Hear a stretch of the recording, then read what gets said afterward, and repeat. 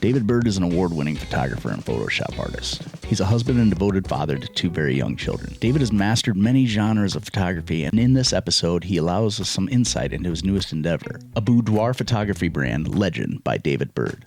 From his roots as a young child with a love for living in his imagination to owning several creatively successful photography businesses in 3 states, David takes us on a journey explaining how his roots in theater have helped him not only to photograph, but tell layered stories with his images. His unique ability to convey his vision to the models and artistic vision that utilizes performance to influence the storytelling of his final product truly make him one of a kind in a very saturated market of photographers. David shares his fears and anxieties about fatherhood, as well as the massive setbacks he's faced in the world of photography, and what those setbacks have taught him about the profession and himself. This is Those Who Do Boudoir Photography with David Byrd. Go with me on this for just a second.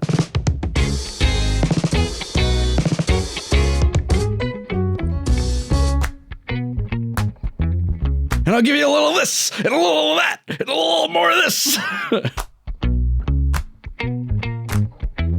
Get off YouTube, you piece of shit. Have you seen this yet? Negative. Yeah, that's awesome, isn't it? It's almost like a motorcycle club. Ooh, I like. For I got an early birthday present yesterday. Jenny gave me what my daughters are affectionately calling my Dean coat. Looks like a Dean Winchester jacket from Supernatural. Nice. Like, you're Dean. I'm like, I wish I was Dean.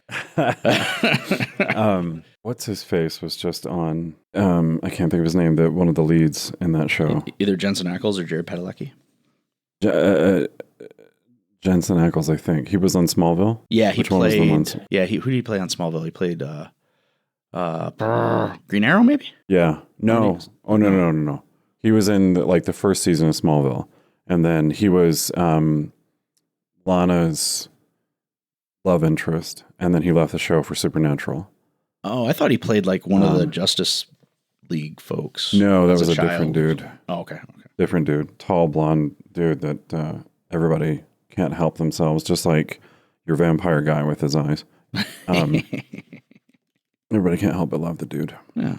I want to, that's who I want to be someday. I want to be the guy that, I know it's not realistic, but it'd be a lot cooler if it was. You know what?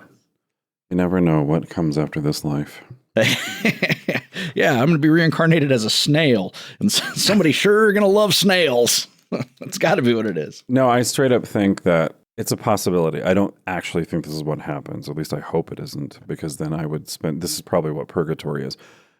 When you die, you go into a room and there's essentially like a Apple store attendant that just walks you around and is like, what new life would you like? Because I have to believe that there are human beings at some point that have just had so much fucking shit that they're like, you know what? I want to go back as a goddamn snail, because that's it. I'm done. I'm not doing any shit. I'm just going to be a drop of rain. Well, if you get to pick, clearly this is my first run. No, this could be your origination. This is your first go at it. And then, or previously I was a snail that was like, I want a life that's not much faster than this one. So here's what we're going to ease ourselves into. Maybe there's some kind of punishment system. Like if you're like, oh, you've had it that badly, so you want to be a snail? Okay. And when you come back though, after somebody steps on you, you got to, Oh, I guarantee you my life is more than just anecdotal evidence that there is indeed a punishment system. Guarantee it. Nice. Oh, okay. You got your coffee and everything? You good? Yeah. You good? You Cheers. comfy? Okay, awesome. Cheers. Yeah, this is the better way to do this, I think. Yeah, I kind of forgot that when you're at altitude, alcohol affects you significantly differently, and I completely forgot about that. So yeah. I didn't, to be honest, I don't think I drank that much. It was just between that and a little bit of anxiety and emotion and everything else. By the time and of course, my house is 6 minutes from here. Oh, nice. And halfway home, I'm tipsy, and I'm like, I shouldn't be driving. And halfway home, I all of a sudden go, my God, what if I die? And then like anxiety just ramped up. And I was like, so by the time I walked in the house, Bethany's like, okay. And I'm like, I am drunk and I have to go downstairs and die. Sometimes I'm like, what if I die? And I just get way calmer. I'm just like, well, I guess it's out of my hands now. yeah, there you go. That's a nice way to practice mindfulness. So that everyone knows, David is in Denver. You live in Aurora, right? Yeah. Wayne's World. No, that's Illinois. Nice. Yeah, but so I have not been in a situation in Colorado where I drank more than like a beer or two. So it didn't like. What I will tell you is I have learned that altitude sickness is a real thing, and you have to be real careful with your body because it can make your body do weird stuff. Like there's certain bodily functions you can't trust when you have altitude sickness. I get real dizzy at about anything above a 13er. We got up to the Alpine Lodge in Rocky Mountain, and it was about close to 14. No, I think that's 12. Like, so it must be above like a 10 or 11. That was at 12, and I was just dizzy. Like I was just like, oh God, I don't like it up here. I can't catch my breath. Well, I'm fat, but I also can't catch my breath, and I don't like it up here. When I was in high school, our technical director for the drama program, he was very much like a surrogate father to a lot of folks. He would take a group of students to the mountains in Colorado over the summer for like a 4-day excursion of, what you carry with you is what you have kind of thing. Oh God, that's terrifying. I mean, we rode Jeeps and went into that's how I fell in love with these mountains. And it was the most peaceful, tranquil experience of my life. You're camping out and, in the wild and like doing old ghost. Why is Zach carrying a flat screen? Hey, what I carry with me is what it takes. This is like 1993, but God, a 32-inch CRT. yeah, exactly. With a very long extension cord. And we would start. I mean, you were going to the mountains at probably 12, 13,000 feet somewhere, probably 12. And then as we started going further and further up, our entry point was a town called Lake City, and then we would go up to Engineer Pass, Cinnamon Pass. Old ghost towns of mining camps. Sure. And like they would still have like old rusted bins of some of the rubble. And like you could pick up pieces of rock that had flecks of silver and so forth in it and gold. It just wasn't enough in it to justify keeping it. And we would climb like the third day, once we got acclimated, we would climb to a 14,000 foot peak called Hanson's Peak. And we would camp in the basin and then climb, and it took 3-4 hours to go up and then much less time to come down. Long story short, very much less time when we climbed. There was I had a little bit of a near-death experience because the last little leg of it, we went up through this little ravine on a sheer rock face, but there was like a water had carved through the sheer face to let us go up this little channel. There was a what? And come again one more time. There was a what carved? A channel. So okay, like waterhead. Did you say waterhead? No. I was like, David, you can't say that. No. Okay. Water channeled down and made it's essentially a path for you to go up.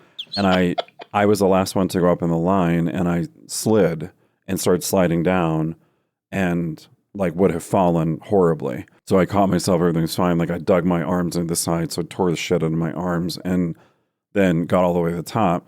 So then I said, I'm not doing this. I'm not going these crazy ways back down. There was a snowbank that went all the way down. And so I said, I'm just going to ride the snowbank. And again, I have no knowledge of mountains. And Jay, our guide and our surrogate dad, so to speak, he's watching from down below. So he's like the size of a little tiny ant. And I see him running, doing this like that.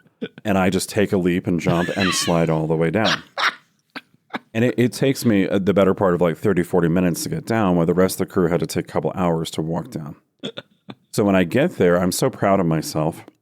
And I'm walking to the campsite, and he is furious and is like, do you have any idea how stupid it is what you just did? And I said, no, I hurt myself going up, so I would come back down. And he said, first off, mountains are not perfect 45-degree angles. So that snow had packed up, and you could have fallen through the snow, and you would be dead by the time we found you. And number two, you just went down 1,000 feet like that. So good luck. And a few hours later, I was laying in a pickup truck holding myself going, I want to die. Like, it was so bad. And I was so sick. And they had had an experience like this years before when he was younger. And they had to actually take somebody off the mountain in the middle of the night because he had the bends and he couldn't process. And so they had to get him down. You'd think he would have covered that with you prior. Yeah. I mean, yeah. We went back in 2015 when we were much older. It was one last hurrah because he had to have knee surgery and he had worked hard for a year to lose some weight so that he could climb it one last time. And when we were there at the same place, I pointed to a snowbank and I'm like, you could have educated, a 17-year-old about physics and math. I know. I was like, dude, and I'm lucky to be alive, and it's your fault if I would have died. And he was like, that's why I was freaking out, because how am I going to tell your parents? Sorry. Anyway. I killed your baby. Yeah, my parents would have been. That's actually, hey, that's a good way to move into how we normally start these. All right. So obviously anything that you do, have done, will do further on in your life is strongly informed by who you are as a person, which ergo is strongly informed by how you were raised, what your home life was like, what your hobbies were and stuff. So that's where we have to start. So we have to time travel a little bit and learn about little Davy. Little Davy back when he was 5, right? So let's talk a little bit. And I always pick 5. I don't know why I pick 5. I think that's where a lot of people's formative memories begin, is when they're about 5 years old. So, I mean, and I should preface this by saying David and I have known each other for 25 years. So, one, when I make fun of him, it's okay. Very okay. We've been doing this since day one. 2, I'm sure he is going to say mean things to me later, and it will balance out. But I find that sometimes when we're in the same room together, like when we've been at comic book conventions and stuff, doing photography or doing whatever we were doing there, we would start in on each other, and people would be like, "Oh my God, these two! What are they? This is not okay." It's like, trust me, it's okay. We both give as well as we take. So, disclaimer. It's that joy. Yeah. And it's that joy of that awkward social situation where it happens so fast that the other people around are like, this is escalating rather quickly. Oh my gosh. Wow, guys, calm down. And we're like, no, you don't understand. Like this is, shorthand. Are we going to see a murder? I think we're going to see a murder. What's it like when an Ewok attacks a real human being? Well, we're about to find out. Nipchuck. It's okay, Yub Nub. Go back and get a pretzel, Yub Nub. Go. Ooh, pretzel.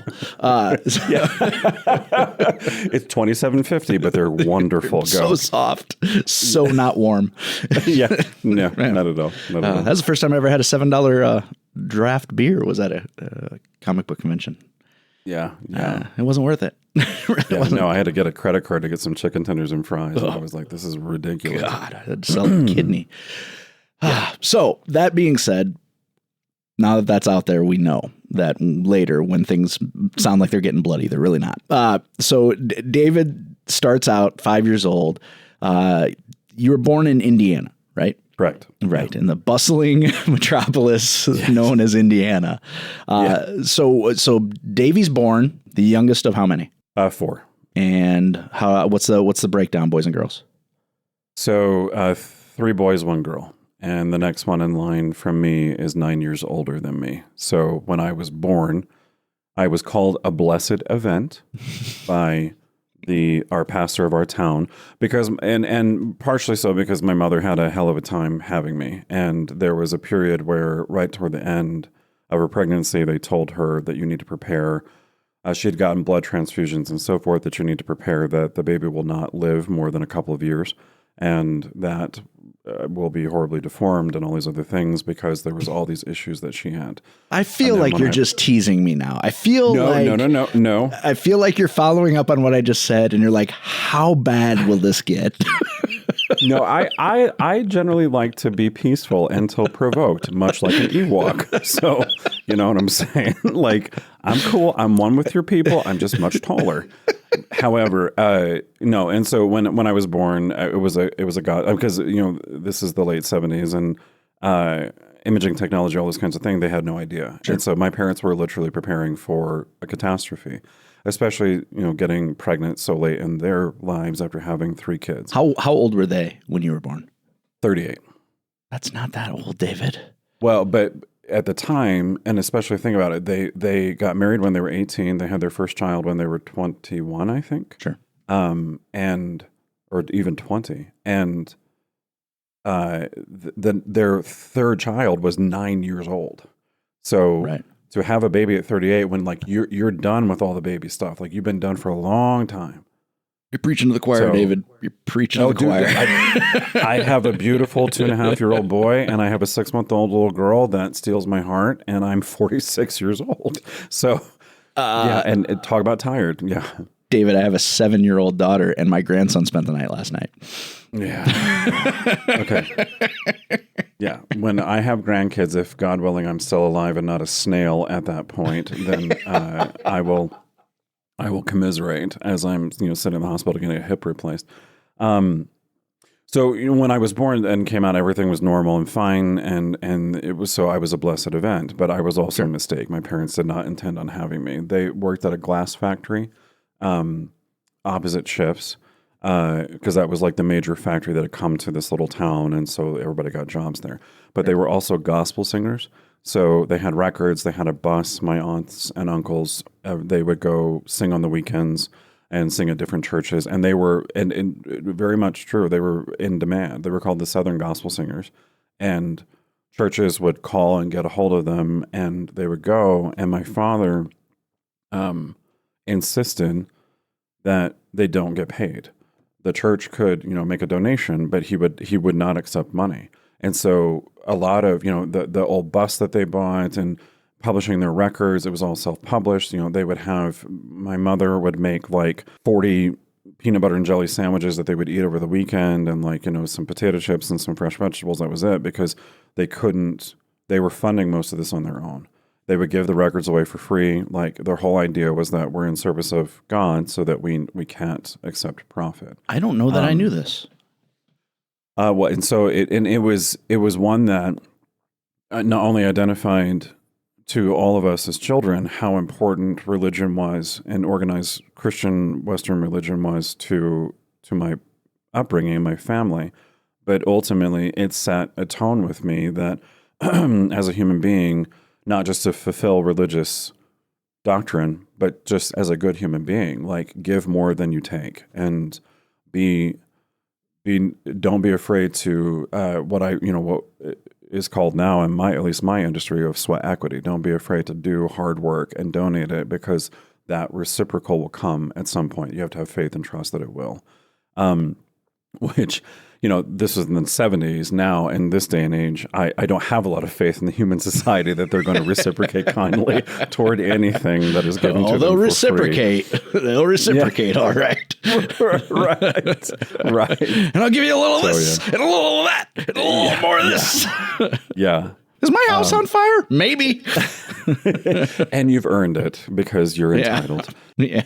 You think you're entitled. And you said earlier that you chose the age of 5 because that's like formative memories. And it's 100% true, because I don't I have one image in my mind that I can recall when I was 4.5 years old, when we were leaving our house in Indiana to move to Texas, where my father had started his new career. Like you do in the 70s, he answered an ad in the paper that was to come to like the local, Best Western to meet a man named Wayne Ahart, who had started an insurance company in Texas. And he was hired, and they had just gotten the opportunity to start selling insurance in Indiana. So he was looking for agents to go door to door selling life insurance. And my father did it part-time for a short amount of time, realized that it was something he was good at. And Wayne realized that too, and started grooming my dad immediately and said, you have a potential here. So I want you to move to Texas. I want you to start working full-time and see where you go over a few months. So we moved. My parents made the decision. The whole family moves. I have one vision of, we were told as kids to walk around the house to make sure that we hadn't left anything behind. and I had found this like piece of paper that was all my memory is it was orange. And it was probably just debris that flew in, with the wind. But I proudly took it to my dad and said, I found something. And he like, oh, right on. But, make sure we don't lose this. And he put it into the U-Haul and we went. And the U-Haul truck was called U-Haul It at the time. That was the original name of the company. And then they decided to drop the it. My memories begin when I was 5 in Texas. So also selfishly, that's like, I pick 5 because, I saw Return of the Jedi between 4 and 5. And that is one of my first, most vivid memories. So like, I'm like, well, obviously everybody else feels the same way, right? They all had a movie that they saw when they were between 4 and 5, because 84. So yeah, I would have been 4. But so I'm like, I need to pick a touchstone and assume that everybody else has the same. Now I got button hooked on one because one of my buddies was like, yeah, I don't have any memories before I was 7. And I was like, oh, cool. Is there a reason for that? And then he dropped like a truth bomb on me about it was the most traumatic year of his life. And I was like, you're an asshole. Right. He knew what he was doing. Yeah. And I should have known what he was doing. And he set me up for it and I lost. But good, made for good TV, as they say. Yeah, absolutely. And Jedi is one of my earliest memories of seeing a movie was seeing Jedi because when we had moved to Texas when I was 5. And then I think we were there for a total of 3 years. And then we moved to Iowa, which is what I would consider my home state because we lived there the longest.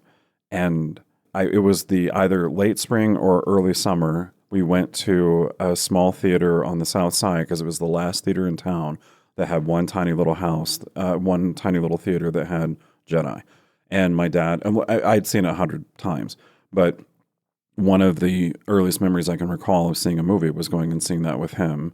And watching it yet again, big popcorn, big pop, and and just enjoying that journey of Star Wars. So it's so funny that a lot of our identity of our age group is so much identified by Star Wars and when you saw it. Well, and it was the very first movie I ever saw in an indoor theater. The first movie that I ever saw in a theater was, I believe, like Cheech and Chong Up in Smoke at a drive-in. Like I remember having footy pajamas and like there being like a blanket on the ground and like we went to sleep while my parents watched it and stuff. But it's just like, as far as like an actual formative movie, that it would have been Jedi. And then right after that, Ghostbusters. And then Land Before Time, strangely. But that was pretty much my arc. Yeah. Like laser guns, dinosaurs. With laser guns. That's a movie. No, that's a pitch. That was what they had that. You remember Dino Riders? Oh, yeah. Oh, my gosh. Yeah.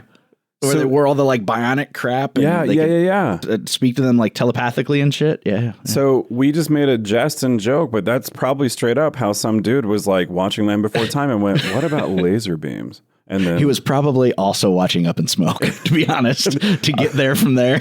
Up in Smoke was one of his formative films, which is why he was, brought. Anyway. Yeah. Did you see? So I saw Star Wars out of order. Because A New Hope, they were always showing on CBS for the CBS special presentation with the yeah. And so they would show it, and obviously you'd see it with commercials and stuff. They weren't showing Empire. And then Jedi comes out, and I'm like, oh my God, it's a new Star Wars. And people are like, there's another one, right? Jedi. I was like, no, there's this one that we see on TV, and then there's this new one. They're like, no, there's a whole story that happens in between these two movies. And I'm like, really? And they're like, yeah, Darth Vader's Luke Skywalker's dad. I'm like, you sons of bitches. Like, I didn't see Empire until I was probably like 9 or 10. Oh, wow. Because we didn't have cable. We were broke as fuck. Gotcha. And we didn't get a VCR. I mean, my dad had a VCR, but like, how VHS came out really weird. Like it would be years after a movie came out in the cinema before you could see a movie on VHS. And then all the different production houses released them at different times and different ways. And we started out with one movie rental place in town at the Regent Theater, which the Regent Theater was a actual performance theater. Then they changed it over to a movie theater, and then they had a rental business in like the lobby, and then they changed it back to a performance. So it's a performance theater now. But that's the first place you could go to rent. And like my aunt and uncle had a VCR, and then my dad got one after them. And I mean, we're talking like clunk, with actual mechanical buttons and load from the top. And so we didn't really have anything that I could watch it on until after my folks split up. My folks split up when I was 8. So I didn't see Empire until way after Jedi and way out of order.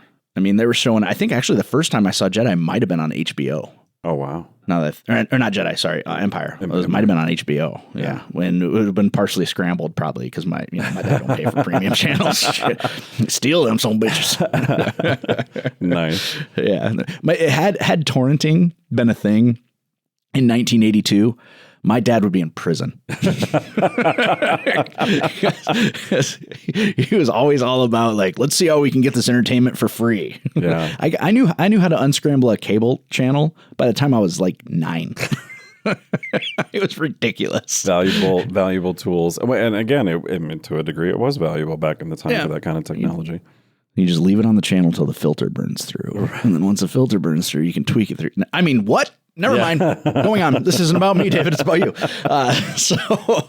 So you get down to Texas. You're only there for about 2 years. Yeah. Right? Yeah. Whole family moves? Yeah. Yeah. Okay.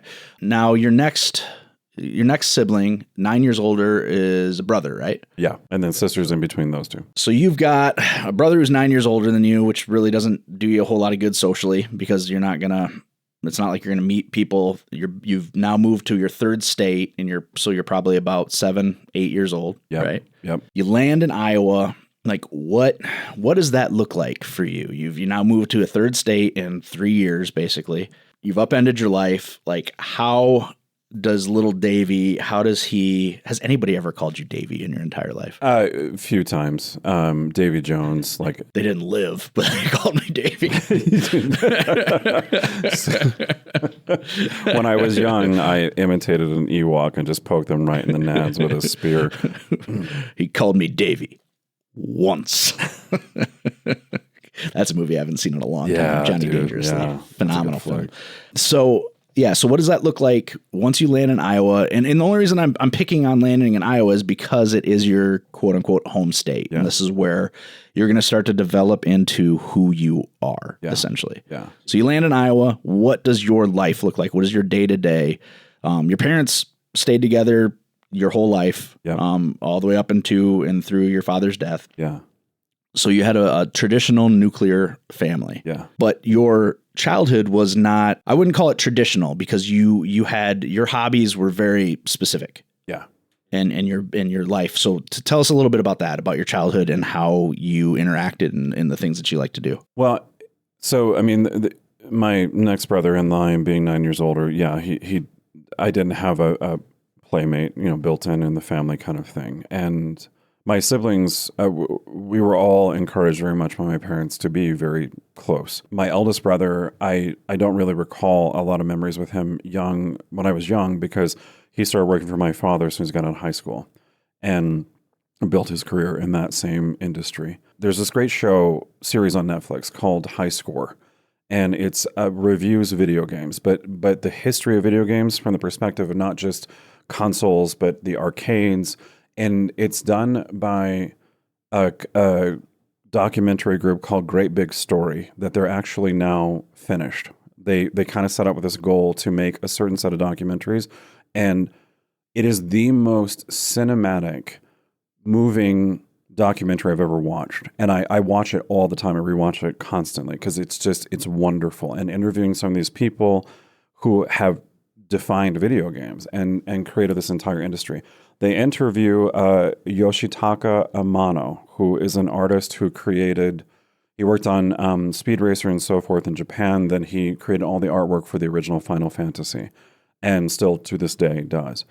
And in this show, High Score, when they interview him, he essentially opens and says that he lives in a world of imagination. Like he believes he's a part of that realm and not the realm of reality. And it hit me like a truck the first time I heard it because it was the perfect way to identify very much my entire life until the past 3 or 4 years of being like, I always lived in a world of make-believe.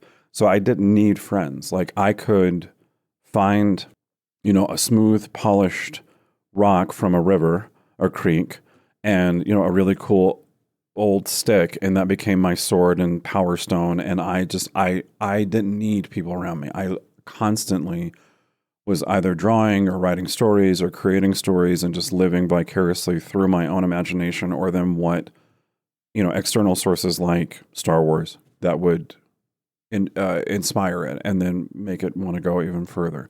So when we moved to Iowa, I had a couple of friends that were like my one or two best friends, and that was it. I didn't care about being popular. I didn't care about needing to fit in because it wasn't even a factor in my head.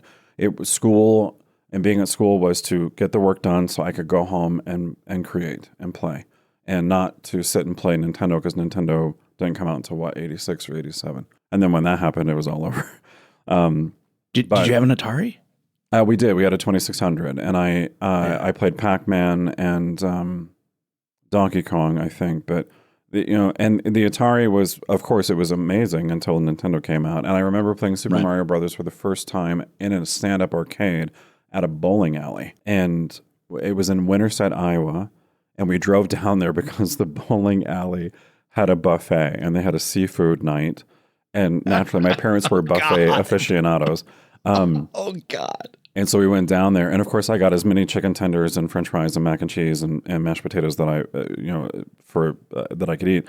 And then there was this game, and I asked for a quarter, and I played it. And, I just became mesmerized. And, that's all I wanted to do was to play Nintendo. And, of course, I built models and all that. I'm surprised you didn't grow up with trust issues as a child if your parents are willing to take you to a seafood buffet at a bowling alley in Iowa.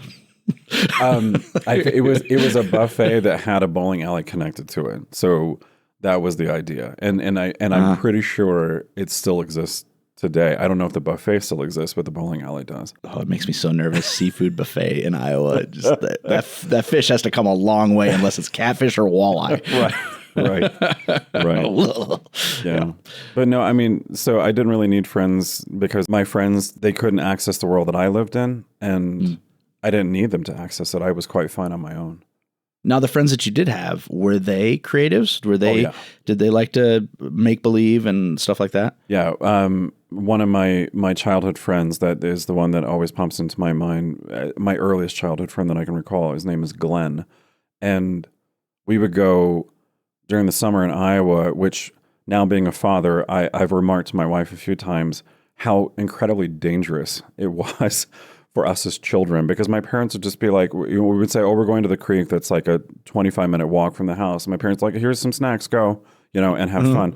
And we're climbing up and down 10-foot ravines and all this if I would have fallen and broken an arm, it would have taken ages. Well, actually, I did fall and break an arm when I was a kid, but it was right across the street, my parents' house. But anyway, Glenn and I would draw Superman comics. We were really into the Transformers and Superman, and we would read comics, draw our own, write stories, and we would go on adventures into creeks and in the woods and find, the sword of power and all that kind of stuff. And he was a person that lived in my world of make-believe very easily because he had one of his own. I think that's important because, for me as a kid, I struggled to make friends because I was so anxious and I didn't want to go stay at people's houses and the things that I was into weren't really the thing. And, a lot of kids were into Star Wars, but not into Star Wars, there was I needed help. I should have had an intervention.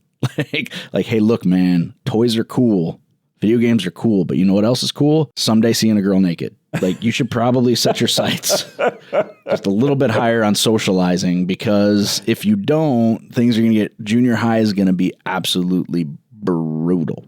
And I didn't really have anybody. I mean, I had people that they're into video games or they're into Star Wars a little bit, but nobody who really had the passion for it that I did. So, and we grew up in a weird time. It wasn't cool to be a nerd. Yeah. Oh yeah. It wasn't cool to you would get beat up and teased and I'm like, you kids, you emo brats now, you have no idea. Yeah. You can find your people. Every group has a group now. It didn't always used to be that way.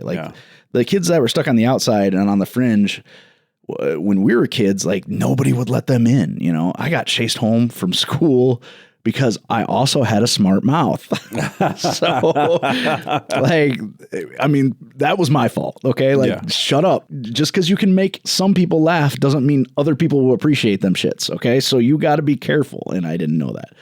So it's important to have a people And I think it's good that you did. I think that would be a super powerful thing to reinforce that creativity is a good thing. Because especially in Iowa, like to be a creative was a weird place to live when we were kids. Like, you know, I mean, a lot of kids were in band, a lot of kids did like choir and stuff. But, you know, if you're a guy in choir, people would say things about you, you know, and they would make assertions, which now in 2024, I'm like, yeah, say whatever you want to say. I don't care. Like, I'm comfortable enough. Like, I will look at a dude and be like, that's a hot dude. Like, I don't have that, but we weren't raised like that in Iowa. You know, you didn't have the information to say, look, man, there's nothing wrong with any of this. So by insulating yourself with a people, it's just such a powerful thing to have. We grew up in a really weird time. Yeah. Everybody had very strong opinions about what boys were supposed to be and what girls were supposed to be, while still being incredibly insecure about themselves. Yeah. Like stupid insecure. So did you find, what was your school life like then? Did you find having those people was a safety net, or were there issues? What was junior high like for you? The microcosm to me of what you're talking about, taking it, you know, a further focus to it, was I use this term loosely, but I had a lot of friends, and we would play Ghost in the Graveyard, or, you know, hide and seek, and we would share what Transformers we got in that week and that kind of thing. Even the popular kids were still into some of those things. They just also, their imagination would take off on a football field or a baseball field. I had very few friends. You know, I had friends that I would play Legos with, and we, you know, share our Transformers and maybe read a comic book or two. But to them, it was just this cool thing. I had very few friends that we could read the comic, and we would sit down and as 7-year-olds and creatively talk about storylines and fan fiction, so to speak, of these characters, and then draw it or live it and be in that realm of reality that, you know, Amano mentions in High Score that was so impactful to me. Junior high, do you remember the 80s movie License to Drive with Corey Feldman and Corey Haim? Unfortunately, I do, because it was one of 3 movies I had on VHS that had been taped off of a movie channel. So I saw License to Drive and them having Mercedes in their trunk for, I probably saw it 100 times. I don't need a BMW. I've got a Mercedes. Like, the movie was terrible. That, Inner Space, and Star Wars A New Hope on loop. On fucking loop. So yes, David, yes, I do remember License to Drive. So 2 things then. Inner Space, I absolutely love that film. Yeah. Robert Picardo, it just steals that film immediately, and I love watching it. But no wonder, and I mean this sincerely, no wonder you are really good at comedy, because Martin Short is hilarious in that film. Oh, he's really, really good at it. And such a great, like, physical comedic performer. Anyway, License to Drive, Heather Graham was my first crush, and kind of identified the archetype of what a heterosexual female relationship that I wanted so badly was. Comatose in a trunk? No, the performer, blonde and blue eyes. So my point, thank you. Can I swear on your show? Yes, I can. Yes, asshole. You can. Because I'm using this as a memory to answer your question, okay? When I got to junior high, you said groomed earlier, and now you're talking about how your perfect female archetype has been basically roofied. Wow, and you brought up trust issues with buffets and seafood at bowling alleys. Maybe I need to call my therapist. Can we go? So anyway, when I got to junior high, I had watched movies like License to Drive that gave me when I started understanding that I'm going to have to fit into a higher social battleground here when I got into junior high. And I remember watching movies like License to Drive going, okay, well, you know, the underdogs in that movie, so to speak, can potentially win in the end, right? I kind of thought that was a reality that maybe could happen. And the reason why I bring it up is because, to me, I didn't like the idea of going, well, I'm an underdog and a nerd, so I've got to pretend to be somebody else. And there were a lot of 80s movies that essentially told you that, right? But then would try to button it up at the end by saying, well, you essentially, Dorothy Gale, I don't have to go, if I want a world of make-believe, I don't have to go any further than my own backyard. The hero is inside you all along. Right. Exactly. Yeah. Exactly. Yeah. And so, but the identity that I locked onto, or the path that I locked onto to navigate junior high, was I don't need to be anybody else. I just need to be me. And if somebody's going to, and not, if you're going to love me for who I am. No, it was simply, I don't want to change, but I'm not going to go out of my way to, shout from the rooftops, screw you, I'm not going to change either, because that was just stupid. And I watched people be that. And I'm like, you care more about, strutting your feathers than just being who you are and just living your life. And in junior high, no, it did not. I did not, I didn't go to the mixers. I didn't go to those things. And not because screw it, nobody wants to go with me. I just didn't care. But when friends would get together after school and hang out at the playground or whatever, I would go and play and have a good time and then leave early because I wanted to go home to play video games or write story. The video game Final Fantasy came out when I was in junior high and my 8th grade year. And I would play it. It was the first RPG that I ever played. I would play for 2 or 3 hours, and then I would spend double that time writing a story of the characters that I had and flesh. So, you go from one castle in the game to, you go from a town to the castle and you defeat the first boss, right?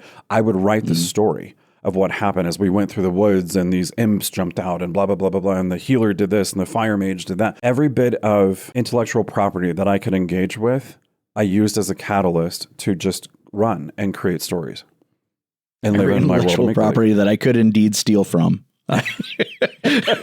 No, it was a catalyst that's inspired so many ideas and made me want to just constantly create. And it reinforced to me that world was not safer or anything like that at all. That world was more enjoyable than the world and the reality that I lived around. See, and I envy you because I so badly wanted to be accepted. I wanted girls to like me. I wanted the popular people to think I was funny. I knew I wasn't I always, I've lived my life this way, unfortunately, almost all 45 years of it, in that I will do these things where I'll almost. So 7th grade year, I went out for football. Almost. I got the jersey and then I watched the video. They show you a video that talks about how you might die. You could get a weird fracture of your femur that will kill you. And I'm like, oh, I don't want to do that. That's not safe. I'm out. Yeah. In the interest of safety, I'm a smart person and I understand science. So in the interest of safety, I will keep statistics instead because I think, I have something to offer this world. Meanwhile, I was just scared. I was a scared, anxious kid. So that was kind of I would sort of be around the popular athletic kids, but ultimately I was their bitch, and, I would talk to girls on the phone, but I would never be like, hey, I really like you, because I'm like, oh, she's going to stop talking to me if she realizes that we're not, I don't want to just be, so that never materialized until my sophomore year in high school. It never even turned into a possibility of a thing. But I wanted it so bad. And so it would make me so uncomfortable and unhappy. And I would stress and agonize over oh, this girl, is she talking to me because she likes me or is she talking to me because she thinks I'm her shopping buddy, and it's and because I would never make that step to find out, I was just always nervous about it. Right. So to be comfortable enough in your skin that you just look, I am enjoying the things that I'm doing and I'm going to continue to enjoy them. I'm very envious that you were able to live your life that way. And it's still something I can still learn to do today. I feel like that's a lesson I could take from you even now is that, look, there are plenty of things I like to do. I just need to enjoy them and not worry about whether they're successful or productive or who cares that other people think they're funny. If I'm laughing and having fun with it and it's not hurting anybody else, that should be enough. But that's always been a struggle for me. So I find it oddly comforting that someone with similar interests as a kid was able to take it the other way and just be like, look, man, this is my skin. I'm wearing it and I'm totally fine with that. I'm enjoying what I'm doing. If something else comes from it, that's great. That was a long way for me to get back around to good on you. And I'm happy for you that was your experience. Because that should be everybody's and it's not. And so what I find fascinating is that you just said something that I think is, it means a lot to me and I appreciate it, but I also feel like I have to be honorable. I have to tell the truth that I have lived a majority of my life from that mindset of, I don't care if my creative endeavors make money or not. What I wanted when I was a kid was, of course, again, when I say kid, like single digits and then early double digits, I wanted to live my world of make-believe. I wanted to go to Hollywood and be an actor, because to me, that was the perfect way to take everything that was in my brain and put it out into the world. But the impact is, growing up, I was a Star Wars and Star Trek fan. Go with me on this for just a second. So both of them, Star Wars was a story to me that was about adventure. These heroes going off to vanquish the evil bad guy. And much to my parents' chagrin, I wanted to be Darth Vader. I did not want to be Luke Skywalker, Han Solo, didn't care. I wanted, because Vader, instantly as a kid, I was like, I was a little scared of him when he chokes the dude in the first, opening minutes. And then I realized I was into that. So grooming, into choking, like seafood buffets. Do you want to go get some seafood? As I put on a black yes, glove. But yeah, I do too. So anyway, Star Wars was one where it was adventure, and it was the perfect outlet for me to be able to live that fantasy in my head. Star Trek, I immediately saw as an ensemble group of actors telling these stories. And so it opened my idea that I could do this career as an actor and get to tell these stories that are like Star Wars. And I loved them both equally. But I knew early on, when I was a kid, I knew that I wanted to be like George Lucas. I wanted to make a mark on the world. I knew very young that there was something special inside of my mind that I could offer and make an impact that would last well beyond my death. That was very much reinforced by my father, that your modus operandi of life was you got to go out there and make a mark on the world. His methodologies and the way to get to it was vastly different from mine, but that's something that I wanted. So I appreciate and am grateful that you see that as who I am. But now ever since I got into photography, you said to me just recently, you made a joke to me personally about nuking my career from orbit. And I have done that a few times, which Aliens, great film. It's the only, I say we take off and nuke the entire site from orbit. It's the only way to be sure. This installation has a substantial dollar value attached to it. They can bill me. That's the best. That and get away from her, you bitch. Anyway, I have torpedoed my career and nuked it from orbit a couple of times because once I got into this industry, I got so paralyzed by anxiety and fear of the mentality that I cannot take a step forward toward any creative endeavor that I have. I would have the same passion and the same drive to do it, but I would not take the step because now it requires resources that we don't have. And my wife and I have to be very careful how I take these steps. And I started my career in photography very boldly with all the confidence and inspiration in the world. I knew very little about photography, but I knew about cinematography. And to me, they were the same. They were just one little picture out of a moving story. And I saw the opportunity to make money in a career, and I wanted to do that. And my intro to photography, I'm probably jumping ahead and I apologize, but my intro to photography was also my introduction to leaving corporate America, and the harder you worked, the more money you made, which was what my father did.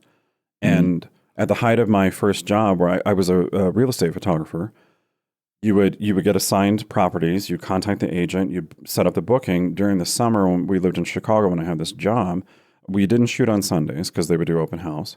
So from Monday to Saturday, I could shoot 8 listings a day. And my average that I would make was about $45 a listing. So you can do the arithmetic. I was making amazing money as a photographer. And I became a preferred photographer by a lot of the agents because I had that cinematic style. And I didn't know the rule of thirds, or I didn't know how to categorize the idea of rule of thirds. I just did it.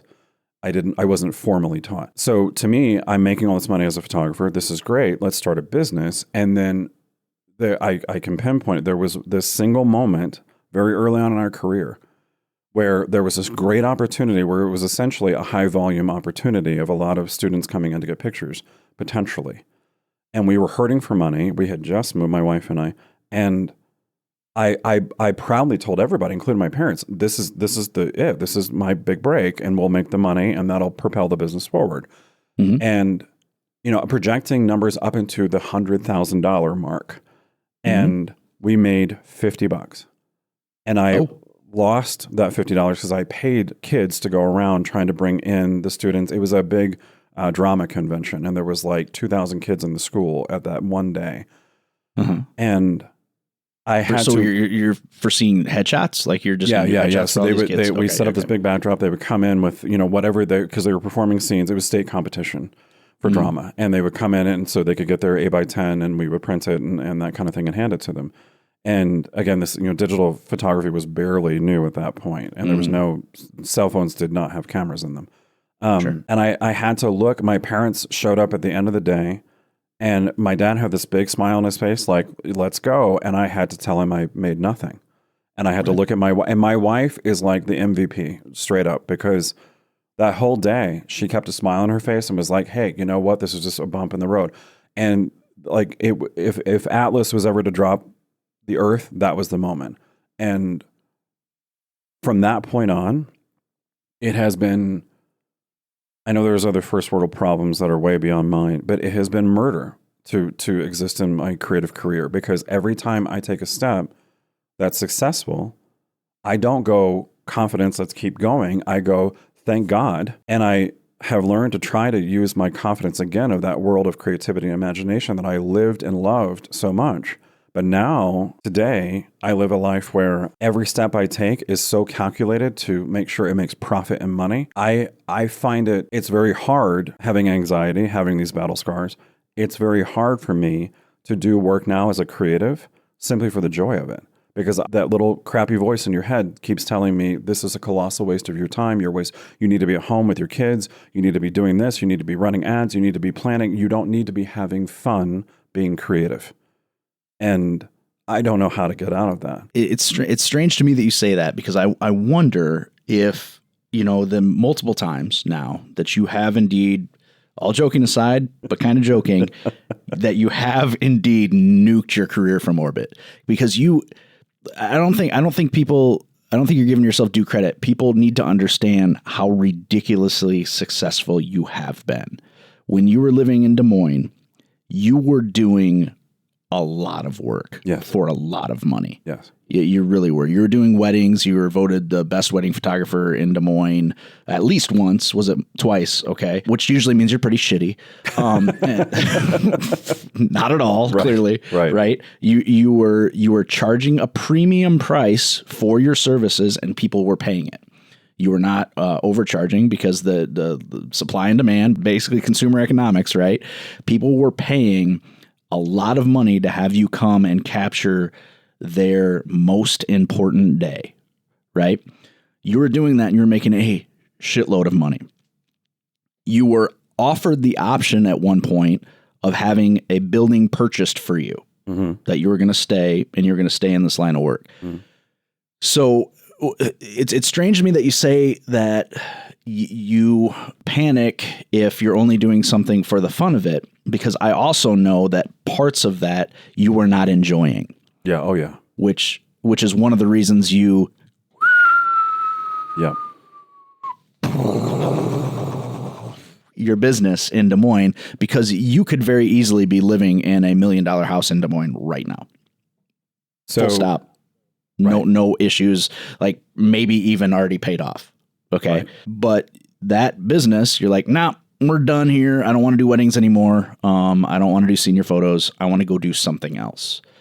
So to me, what that says, in my professional psychological opinion. But you have a lot of experience in that, a lot of training. Right. But still, what that says to me is that you weren't receiving the creative fulfillment you were searching for in that. So it wasn't that you were doing all this fluffy creative stuff that you felt guilty because you weren't providing, because it was quite the opposite. You were over providing. You were doing very well financially. But I think my opinion would be that you weren't fulfilled creatively. So you're like, hey, it's all or nothing. Drop the bomb on this. Let's move to Arizona and let's try something new down there, which you did. And you went down, you established a market and a client base and a completely different direction, because continually I'm like, David, take a fucking senior picture. like you want to pay your electricity? take a fucking senior photo, David. If you want to buy a new car, do a wedding in Phoenix, because you can charge a stupid amount of money and the lighting is great. Because it's always on. It's always on, and you're just like, no, that's not what I want to do. That's not what I want to do. I want to achieve this success in this area, in this market that is somewhat underutilized because you moved to cosplay and high fashion, stuff like that you weren't doing a whole lot of in Des Moines, right? So that's my impression of what happened. So it's interesting to me to hear you talk about how you were feeling in your brain and heart, because it's very different from outwardly what it looks like. Does that make sense? Oh yeah. Yeah. So I've been blessed to be a teacher for a number of years now in photography, teaching both photography and Photoshop. I started mainly because of Photoshop, then felt the confidence like I've got something to offer in photography. And the conference that I taught at the most, I retired. My last year was 2023. I chose not to reapply because we moved to Denver. We had another kid, and I'm pursuing a different genre. And as I told the students, and again, I say this not to be arrogant, it's just the truth. There were a couple hundred people that in over 4 days that came up to me and asked why I was leaving, and you need to stay and all this stuff. And I kept telling them I cannot honorably return and teach the same thing over and over again. I need to innovate or die, which is a motto and a mantra that I learned from a very successful photographer in our industry long ago, who owns the conference that I taught at. But I would tell them, I'm not going to come here and specifically the owner of the conference, when I said I was quitting, told me in an email, don't you see the value of returning and sharing your journey as you go on this new genre and building a new business and so forth? You need to come and share this and teach it. And I said, I cannot honorably stand in front of a group of people and teach them things that I have not found my way forward through. And there's a methodology in teaching where you just need to learn the first couple of steps, and then you can turn around and teach that to the people behind you. And people make a lot of money being teachers that way. I despise that. People get into teaching for the money of it instead of the joy and helping others. Noted. Zach's mediocre at everything. Zach should not teach anything. David will despise him. So if you have a natural aptitude for something that you do, that's a different story to me. But one of the things that I taught for a very long time, and it's a lesson that, again, I have to lay the credit right at my wife's feet, because she's very intelligent when it comes to the inner workings of some of these aspects, especially how my muddled brain makes my way through.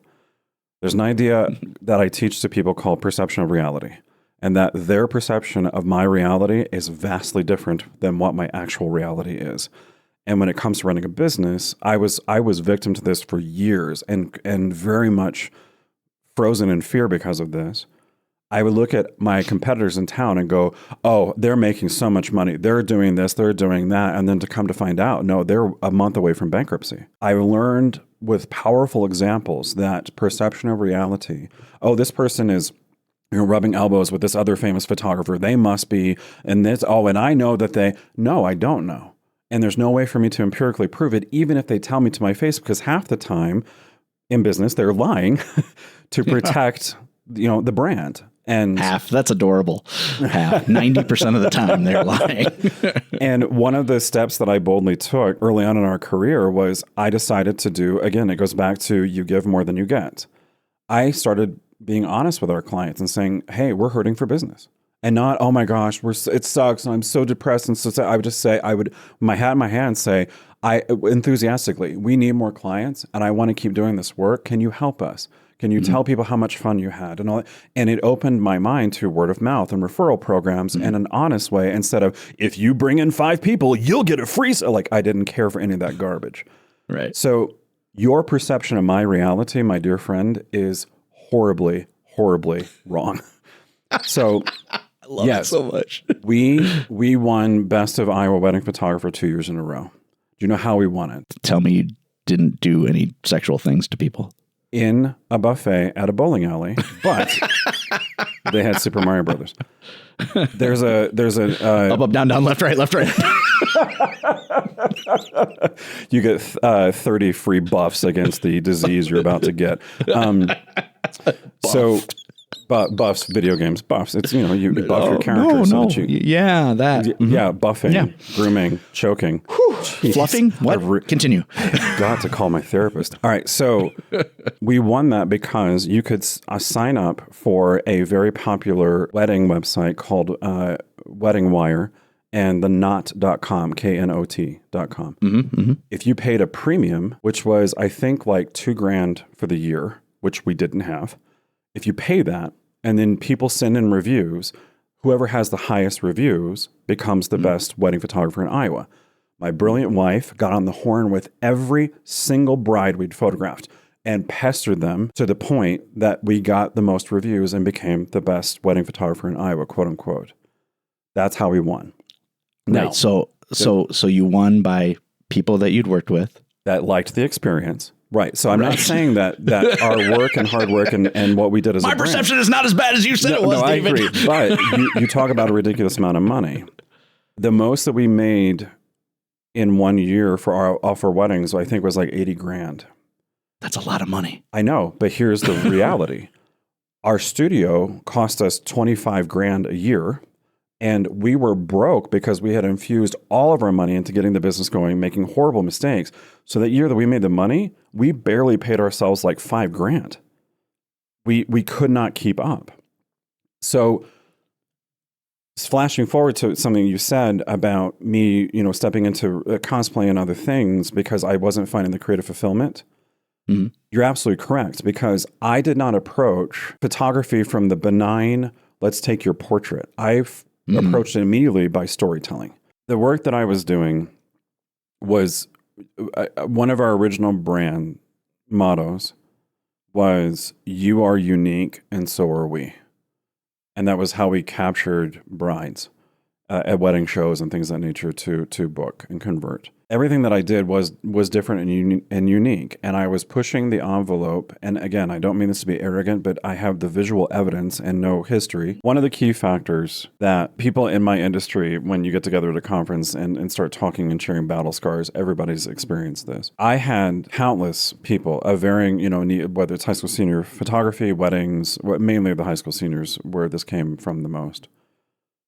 I was doing all this creative work and I loved it. And I was constantly innovating. On our day off, I would still go into the studio and teach myself Photoshop and was learning and expanding. I would have countless people come to me and say, high school seniors, my kid wants to come to you so bad. They love your work. We love it. We think it's amazing. So-and-so that did it last year was amazing. We want to do the same thing. But we have to go to your competitor in town because my kid is a part of a group organization at the school. And our competitor did this wonderfully horrific marketing idea.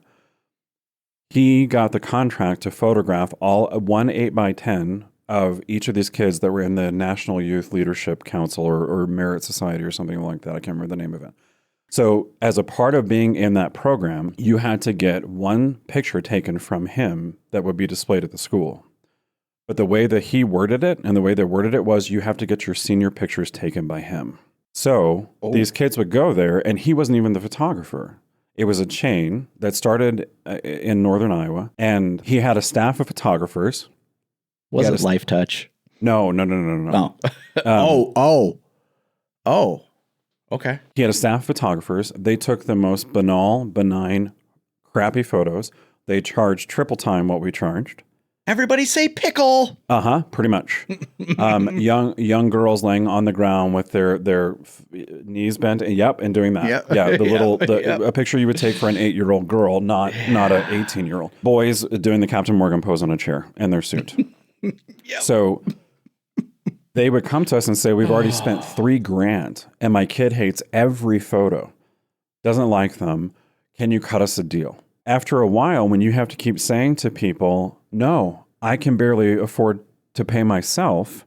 I wouldn't say that to them, obviously, because you have to lie and protect the brand. Right. I'm so busy. I cannot afford. We would tell them, we would love to photograph your kid. And I'm so sorry that you went to our competitor and spent that much money. Our pricing starts at X. Right. And Some would engage, some would not, and just make their kid deal with the crappy photos that they bought. Parents would tell us we didn't even want to go. We hated it, but we had to. What did they think was binding them there? What did they think they had signed? Their kid being a part of this program would not have their picture at the school. And they had a display in the mall. So their kid would not have this milestone if they did not get their senior pictures taken by our competitor. And no matter how much we told them, that is not true. You can go there and get one picture taken by this person and then come to my studio. Nope, because they wouldn't screw with the system. So weird. It is. And imagine how deflating it is to a young business owner who's driven by creativity, knows nothing about business and learned on the job painfully. And at that time in my industry, there wasn't a lot of education that the way it's accessible now. The education was to go to a conference, and the teachers they would design their curriculum to teach you 25% of what you needed to know, and then just drip you into every single workshop they did. And you would spend a fortune before you actually learned what you need. The man that I used to work for in our industry, who owns the conference that I used to teach at, there's a teaching program, I think it's still around now, called Creative Live. And they innovated, and they would have live broadcasts, bringing in these very talented people, and you could watch for free live. If you wanted to download the videos, download all the supporting PDFs and all that kind of stuff, then you paid $99. And you got like 2 days worth of content that was focused, great content. And my previous boss that I teaching for it at his conference, he did a Creative Live and 100% shattered the educational industry, because he went out there and he was like, not only was he a wonderful teacher, he was a male photographer that went out and was like, he taught you how to photograph, tight, middle, wide. You do a tight shot, and then a medium shot, and then a big shot. Both as landscape and portrait, move on. And I'm shooting 30, 40 frames, tight, close-up headshots, right? Before I would even move the kid or move the bride. And so now that like cameras have like 7,000 megapixels, it's like just shoot the wide and move. Pretty much. I mean, because you can get in there like. I use a Canon R5 with an RF 24-70 f2.8 lens, and when I shoot big full body shots, especially for cosplay, I can zoom in, and I'm like, my gosh, I can see the horrible pores on your face, even though I took a full body shot. Even the R with a kit lens could get you in there now. I mean, it's insane. We're gonna bore the shit out of people for a minute, but like the advances in technology from when we were both shooting with a 50D and everything was in soft focus all of the time because there's nothing else you could do. It just wasn't, the technology wasn't, there were great photos then, but if you go back, like I've been pulling into submit to like Shutterstock and Adobe Stock, I'm pulling some of those photos and I'm like, man, I remember taking this picture and thinking how awesome it was. And like, I can't see any detail here. Like technologically it wasn't happening then. And now I pull out my Canon R and I shoot a picture that like everything isn't even right. And I'm like, I can sell that. So in the, of course you can, Mr. I pirated HBO when I was 6. So the key to that, and this is something that is a very important thing to me right now in our day and age of technology. We are jumping all over the place. So when I was 5, the key to that, well, I mean, to be fair, that was like 45 minutes ago. Right. Is AI. The AI in the Canon cameras, all the cameras now, because at 50D, you had to move the focus field. And the further you moved away from center, even if you locked on perfectly, the sensor, the lens, they just could not communicate. It was going to naturally be blurry.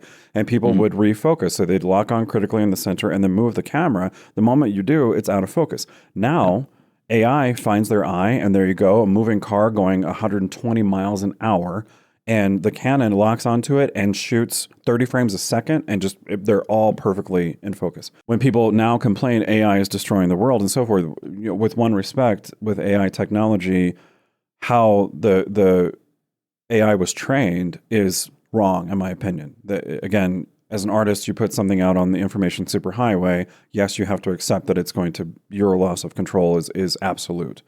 So these companies just put it into their machine learning, and now you can type into, Midjourney, I want the art in this style, this artist, and yada yada, and it replicates a pretty good. And I just saw an image this morning from a AI artist that it is the first image that 100% looks real, and it's all AI generated. You know, a lot of them I can tell. Yeah, like they look real as hell, but you can still just tell. Yeah, the lighting and everything else. But this one looked real, and I was like, a little too shiny. Yeah, a little too shiny a lot of times. Yeah. So I was lacking, going back, I was very much lacking affirmation of my creativity.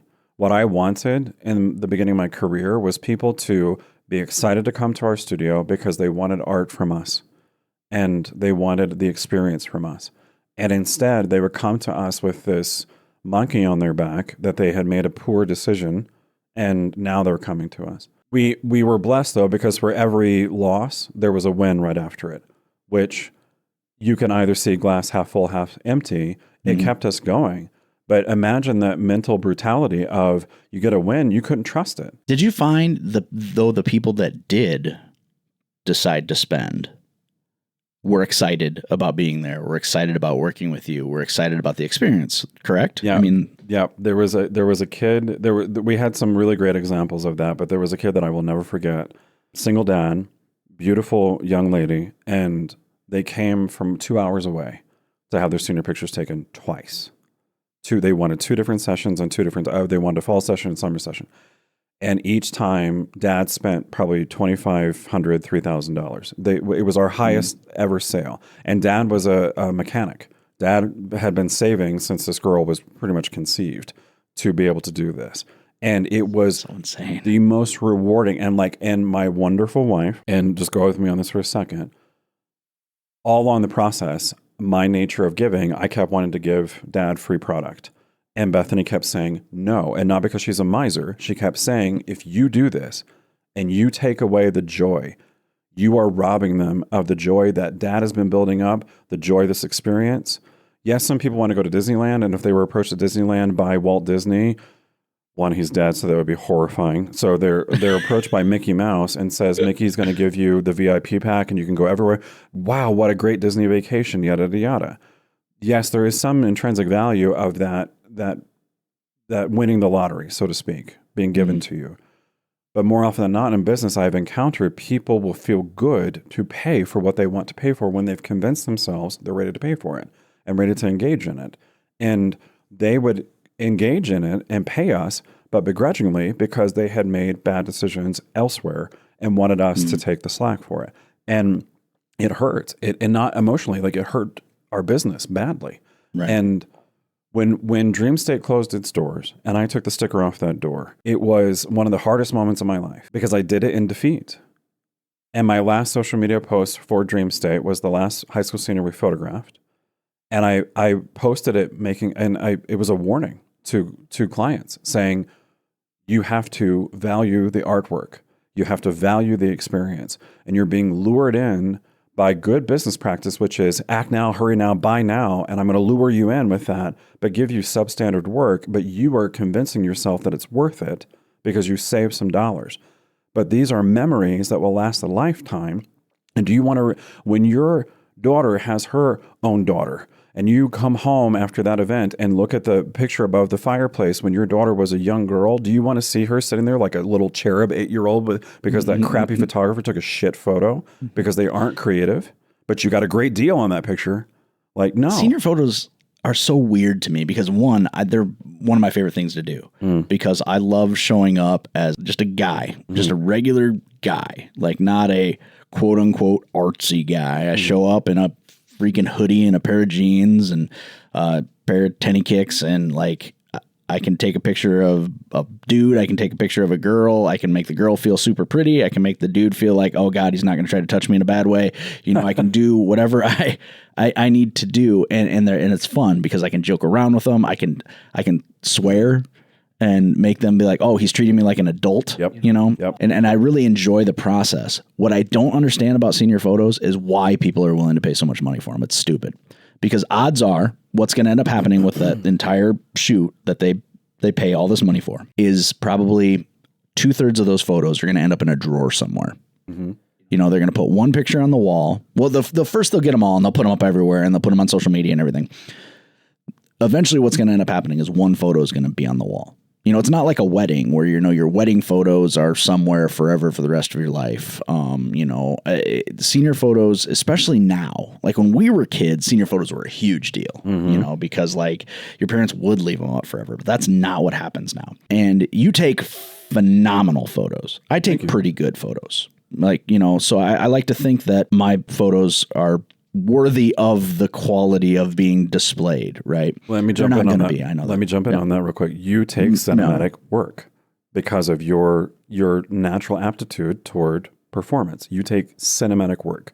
You don't take portraits. And I'm not blowing sunshine. You create art. You take cinematic pictures. Oh, well, thank you. You're welcome. You're welcome. I guess for me, it's like I enjoy the process, so I don't really give it that much thought as to, you know, whatever. But I find it cathartic to photograph, and so I enjoy it. But I don't understand the amount of money that people are willing to spend, and that they are willing to trust in people that are sketchy. You know what I mean? Like these other companies that it's all about marketing and stuff, for a photo that is most likely going to end up in a drawer. So it's that weird juxtaposition of I really like it. I like charging money for it. I like getting paid for it. I like the process. I enjoy the seniors. I win that when I'm fortunate enough for that to happen, because clearly it's a hobby for me. But it's just such a weird conundrum, you know, because like high school is that time in most people's lives where it's the most important part of their life until it's over, and then it didn't matter. If you're a normal human being. Yeah. If you're a jock that ends up selling cars for your uncle, then it's still the most important part of your life for the rest of your life. But, you know, in the grand scheme of things, the importance of it, law of diminishing return, like the further you get away from it, the less important it was. And so those photos, the amount of money some of these places are charging and that people are willing to pay is kind of crazy to me. It would be better, honestly, more productive. I feel like for if you're a photography company and you're going to be long haul, if you charge a little less and get more people, you know, but it's just insane that these people are getting fleeced for like $3,000 for senior photos. Obviously not from you. I'm talking about these other companies that I know. do the weird shit, you know. They're getting fleeced for this $3,000 for something that ultimately, you know, they're having a bad experience, they're having bad quality, and it's going to go in a drawer. Hey, there you are. No. Oh, you can't hear me? Hold on. Wait, now you're back. Oh, what happened? You lagged big time, and then when you came back, you were quiet. Oh, okay. Well, what's important is they heard me on this side. All right. Fine. It's direct. It's direct here. Am I your guest or are you the guest today? I'm just curious. Fuck, don't. I'm just playing. I'm just playing, dude. No, because this is a good conversation. And I told you I didn't want to do this, you know, a while ago when you brought this up, because I'm like, I'm not famous. But when I thought if I share this on my social media and so forth, the people who do follow me in my industry, there's a good conversation here about my work or about this industry. And you're a little famous. I mean, I'm not famous. A little bit. No. A little bit. No. Your perception of my reality, again, is vastly different from my reality. Okay. Well, I tell you what, you go into your circles, your photography circles, and ask people like, hey, who's David Byrd? They're going to be able to answer you. Sure. If you go into a podcast circle and they're like, who is Zach Barkley? You're going to be like, I don't know. Okay. Then yes, in my industry, but a small section of it. People are going to know the name Peter Hurley before they're going to know the name David Byrd. You just made that name up. That's not No, Peter Hurley is a fashion photographer in New York. But the last conference I taught at, we were told not to under contract to disclose the numbers, but I was I'm holding up a set of numbers on my hands, and since I have 10 fingers, I was between 1 and 10 ranked out of 80 teachers, and that particular person was ranked. Wow. Yeah. So David. Okay. You know what the good news is? I can disclose the numbers. That's fine with me. That's fine with me. I just made hand gestures. That's all. I open palm slap somebody. So here's what I would say. If David were to try to flip someone off in public, he would hold up this many fingers and tell you to read the one in the middle. That would give you an idea of what he was trying to show me. I can't physically. Oh my God, does that hurt? It really does, because I'm holding my index and ring finger down. Ow, it's hurting my hand. When David flips the bird, it is impossible for him to completely extend his middle finger without his other fingers coming up and doing this weird little like this thing. Like, it's bizarre. I don't know whatever happened to him. What injury? Is that the one you broke? Is that the arm you broke? No, it's this one. What happened? Oh, I have no idea why. I don't know. We are totally off the rails.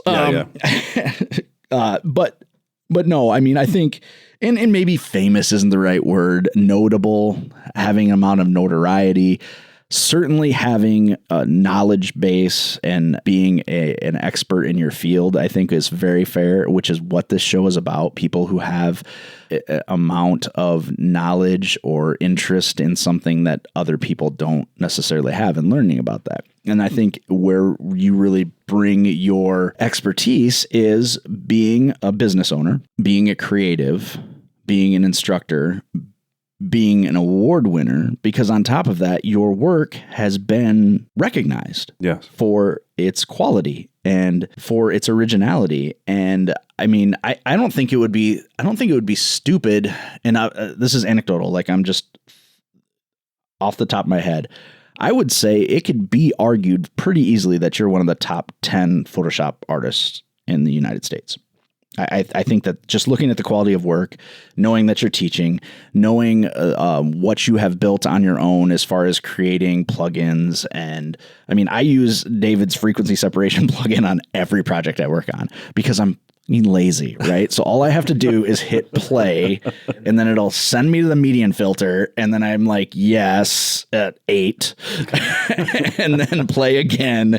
And now I can go in and manipulate the image within that plugin, and it just saves me so much time to not have to build all these layers myself. And it is so effortless and allows for me to spend more time on creativity. So for someone to be able to create that, and it's a unique filter, because I've also seen other frequency separation filters that use different filters. They use a different process. It's not as fine tuned. And for you to be able to build that shows a certain amount of expertise. So when you say, I don't want to talk to you on this show because I'm not what you're saying, you're full of shit and you just need to suck it up and move on. Wow. So, okay, then. Well, that being said, I mean, really you are. I mean, for someone to go to a photography conference in front of thousands of people and be recognized in the hallway, pretty big deal. I'll be honest. I mean, and I don't say this again arrogantly and so forth. It'd actually be, for the first time ever. It is at this stage of my life. It's one of the aspects, a memory that the first time it happened. We were, my wife and I, at the conference that I taught at. I think this is my third year teaching, my second year.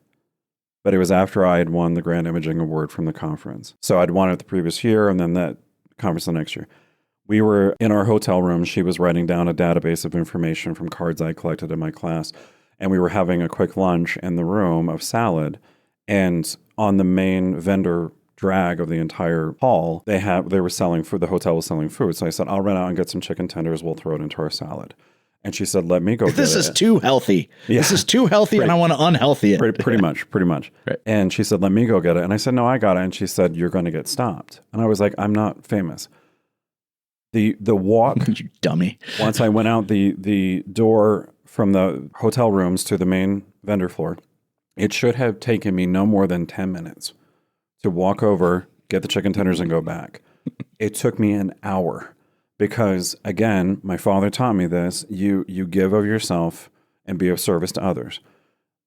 People lined up and I didn't be like, oh, I'm here, come talk to me, whatever. I'm in it for the chicken, right? And people line up and are asking me a question. And I would talk to them and not, oh yeah, let's talk offline, or you should sign up for my workshop. I would deep dive with every person because that was my job. I was a teacher. And I, being a student at that conference, I wanted to inspire people. And it's fun.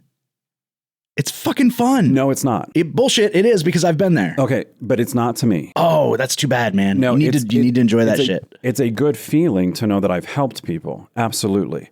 But being a teacher, and again, for anybody that follows me that listens to this is one of the reasons why I had to step away. Because when you become a teacher and you care about the person in front of you, you don't see them as a meal ticket. Or you don't see your own ego first. Oh, they're walking up to talk to me. I'm so important. Yes, next. They're walking up to talk to me. I'm so... No, you take on their troubles. You take on their worries. I do. And in my head, I feel like I'm responsible because some of these people would come up to me with their hat in their hand saying, save me, I'm 3 months away from bankruptcy. And I would sit down with them and spend 20 minutes going, you got to do this and that and yada, yada. And then they're so elated and they're going home and excited. And I'm walking away like a nervous parent going, my God, if it doesn't work, I'm responsible. Well, that's your bullshit though. That's your fault. Oh, straight up. Yeah. Like, so it can be, but that's what I'm saying is it can be fun. What are you at your core, David? What are you? Human? An artist? Oh, no, you're not human. An artist. That's what I was going for. You're a creative, right? Oh shit, they all know now. And before you were just simply a creative, you were an artist, actor. You're an actor, performer. Yeah, you're a performer, right? Yeah. What is more fun than having an engaged fucking audience, David? That's all they are. But they're just an audience. But even in the theater, and again, I don't mean this to be arrogant, but I have vivid memories of a few times in performances where I could hear a pin drop in the house. And as an actor, I never subscribed to the Meisner method. I never subscribed to the fourth wall. I was aware of that audience the entire time because I was there to entertain them. When I would get done with the show and then, you go up into the lobby or whatever as you're trying to leave and people come, oh my gosh, your performance was amazing, yada, yada. I was uncomfortable.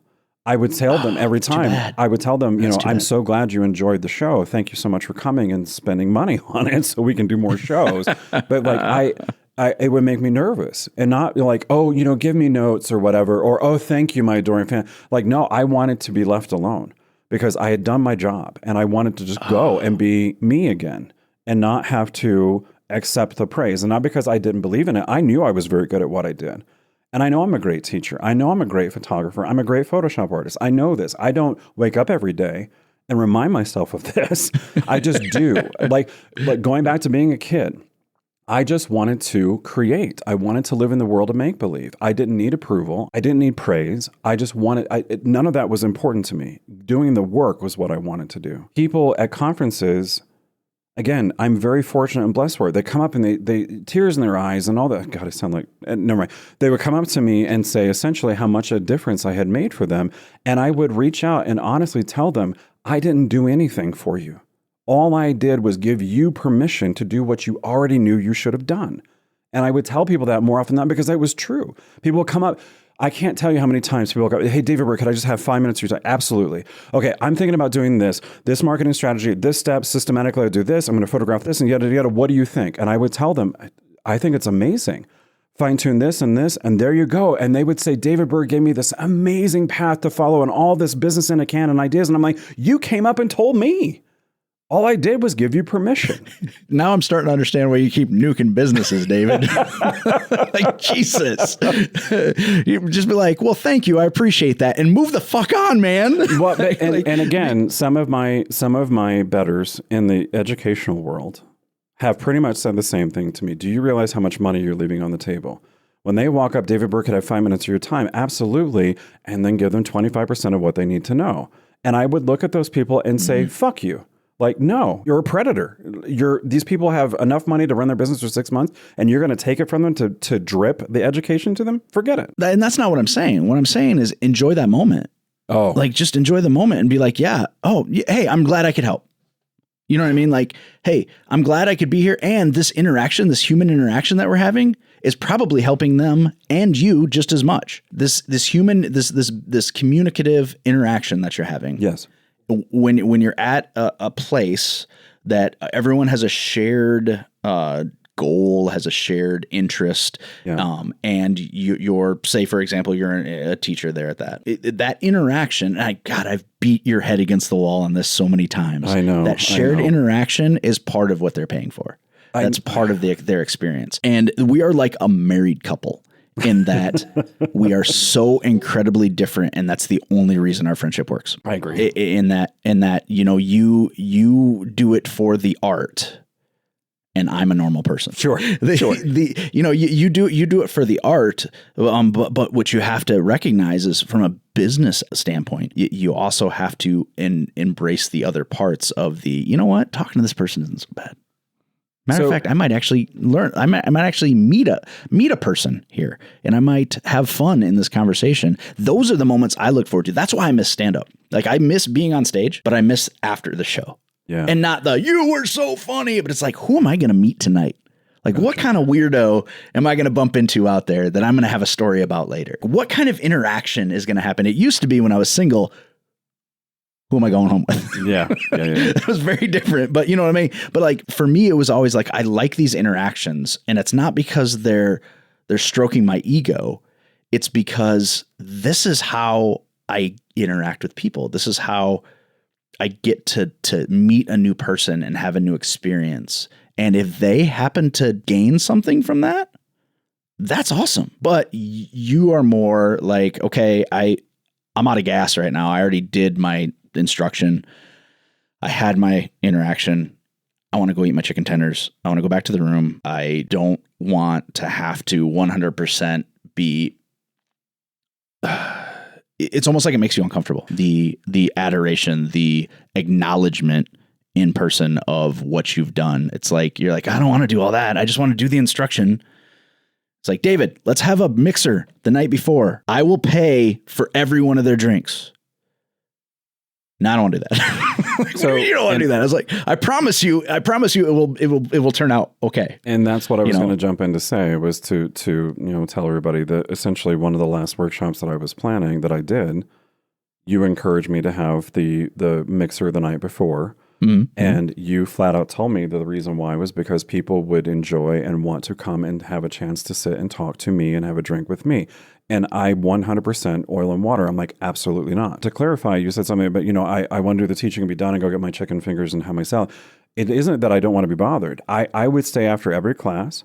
And I used to say, one of the conferences I taught at, the first day when the organizer was telling the crowd how things are going to work, and once the class was done, he was talking up the party, and then we'll be in the lobby and we're going to do this and that. And then he went to one teacher, where are you going to be? I'm going to be down there at the lobby, yada, yada. He turned to me and said, what are you going to be doing? And I said, I will be right back here in this classroom teaching. So if you want to come up and learn Photoshop after hours, I'm not, this is off my docket of contractual obligation. I'll be here teaching. When at the conference that I taught at, the bigger conference, some of my betters, I mean this with respect to them, but it's true. Once they're done teaching, they go and ensconce themselves on their private table with all the fancy bigwig teachers, because they're there all excited to be, oh, I'm talking to famous, I'm famous, oh, we're all famous. I'm out there working. I'm out there helping people. I'm out there teaching until the last couple of conferences, because I couldn't keep going, because I couldn't walk from point. I would be walking to class and I'm running late, and people, can I just have fun? And I couldn't rectify my head. I must stop and give you information. Even if it's to say, I'm so sorry I'm late to class, can you come with me or find me afterward? And I would go find those people and give them something of me. So to run back to my room to eat chicken fingers was a safe place, because I could not accept, I couldn't carry anymore. At the same time, the last couple of years of my teaching, I was going out of my mind with anxiety. And we had just had our first child, and I went bananas, and people don't know this. Again, if they listen to this that are familiar with me, the first major conference I taught at after our son was born, I was on medication for anxiety and a pretty heavy dose. Every night of that conference, I would go back to my room, take my meds, try to go to sleep. I would wake up in the middle of the night because I could hear my son screaming. It was so real. And I would get up, I'm coming. I walked right into the TV and the console in the hotel room. And it took me damn near 20 minutes to realize where I was. And I would have to sit there and do mindful thinking and breathing. And you were not at home. You were in this city doing this job. You're here. This is where you are. This is what, and then I would be up, and the heart rate, the blood pressure, everything. It was like getting hit by a truck. And then I would have to go out and be David Byrd to all these people. And they wanted the best for me, and I had to give them the best. And by the time that conference was done, that was the first time I went home afterwards, and I said to my wife, I can't do this anymore. I can't carry my burdens and be responsible to give the best to these people who are there seeking it. But yet, when I went back the next conference, my absolute goal was I must give them the most. I must do the best. And not because I'm David Byrd and I'm amazing and they're lucky to be in the same room with me. It was because this is what people need. And there's going to be a person just like me, a student just like me, that comes up with their hat in their hands and says, I'm 6 months away from bankruptcy. Can you help me? I didn't really get that when I was a student. So this is like, parenting, essentially. My career in education is like parenting. I'm trying to make up for the mistakes of my childhood, so to speak. I didn't, I got it from some teachers, but very minimally. If I would have, what I could have been more close to the reality that you think I had if I would have gotten the proper support when I started business. But I didn't get it. And then I had an opportunity to become that for people. And I said, 100%, I will do this. Do you feel like you choose to carry more than other people are putting on you? I certainly choose to carry things when people aren't intending for that to be the case. Yeah, I think that was actually what I was asking. Gotcha. So I'm glad it. But it's implicit. Of course, I'm biased. I'm trying to protect myself. I don't think I go out of my way to do that. It's implicit when somebody walks up and goes, hey, hey, Matt, I love your work, yada, yada, yada. That's one conversation, right? Mm-hmm. Somebody comes up and says, hey, I know you're so great and yada, and you're really busy, but can I just ask? And when you do that, the question isn't, how do you use the mixer brush in Photoshop? The question is, how do I save my business? How do I achieve my dreams? It's just, that's ultimately, whatever words they use, that's what they're asking. Because they believe my reality is one where I know all the answers and I can solve all problems, and I can't.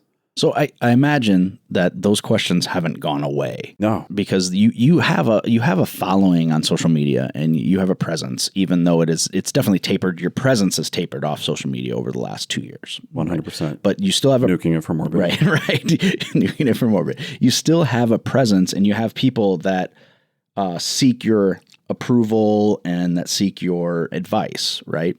Have you thought of adjusting your message in order to take a little bit of the onus off of you, and that when people ask you something like that, say, look, I can't fix it for you, but here's what you could try.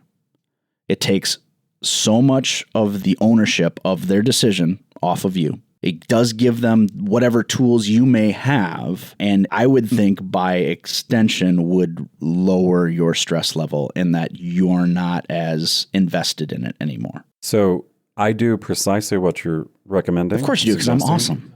Sorry. Right. What? Of course you are. Yes, you are. You're the leader of your tree on indoor. I do it, but I do it at the end. So because I know how impactful and important it is. When somebody walks up, they're nervous, they're scared, they need advice, they need help. Again, I'm not famous. They walk up and talk to me like I am, right? And I know how important it is to them you are. You don't get to decide if you're famous. You don't get to decide. Everybody else decides that. See, and that is an absolute truth. That the real famous people that you've interviewed on these episodes, which again are brilliant to me, because you're taking real famous people and showing them as humans.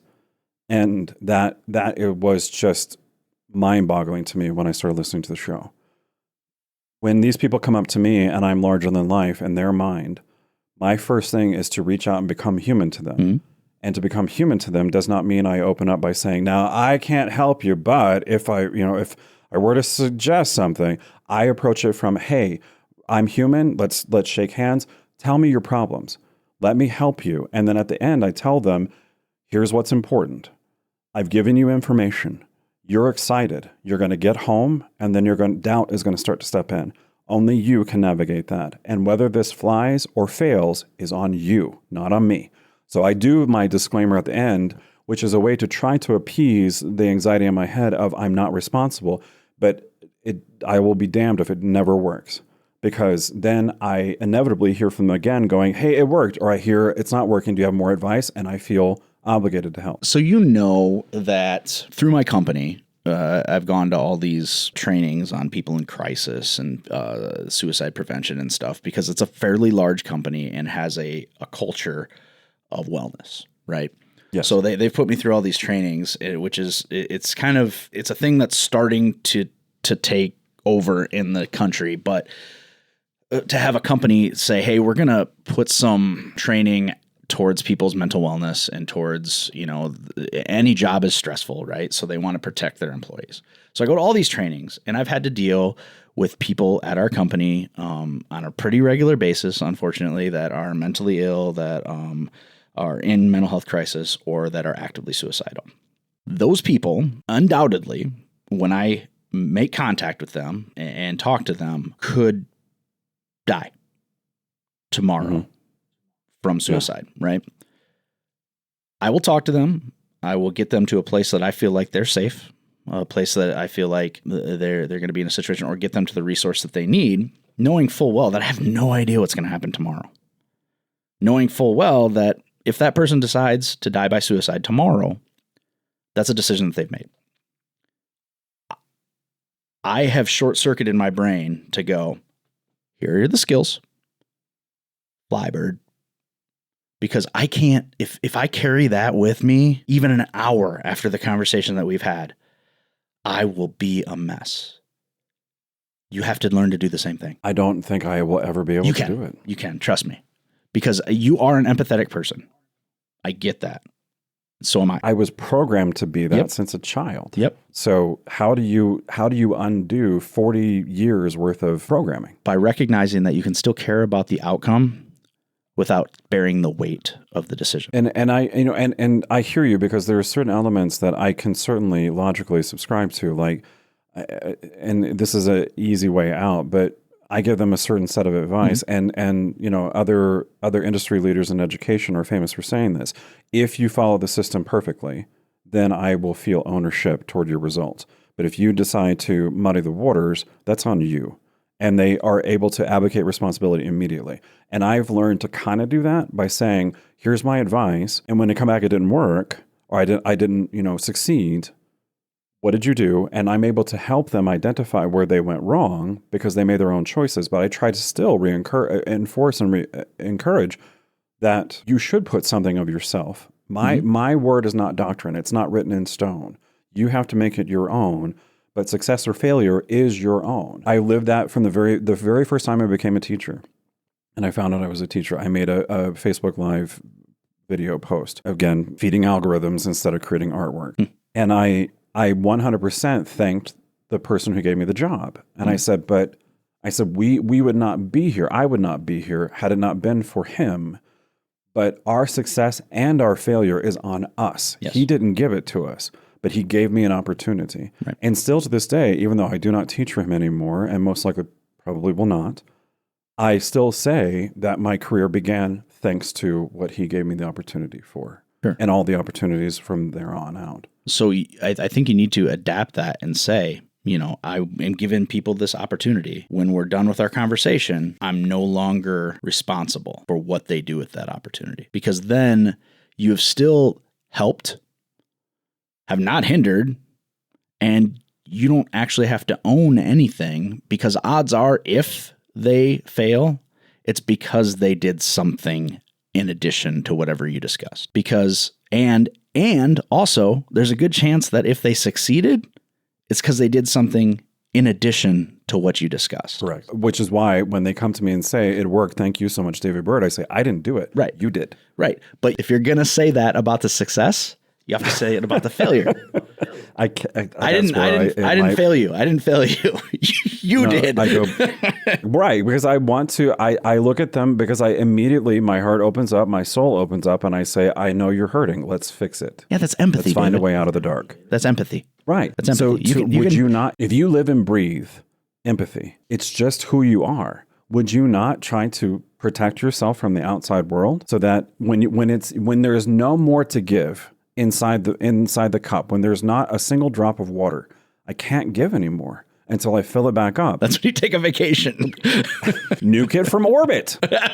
That's what I did. Could you imagine? Could you imagine if tomorrow I'm just like, I quit? Could you imagine?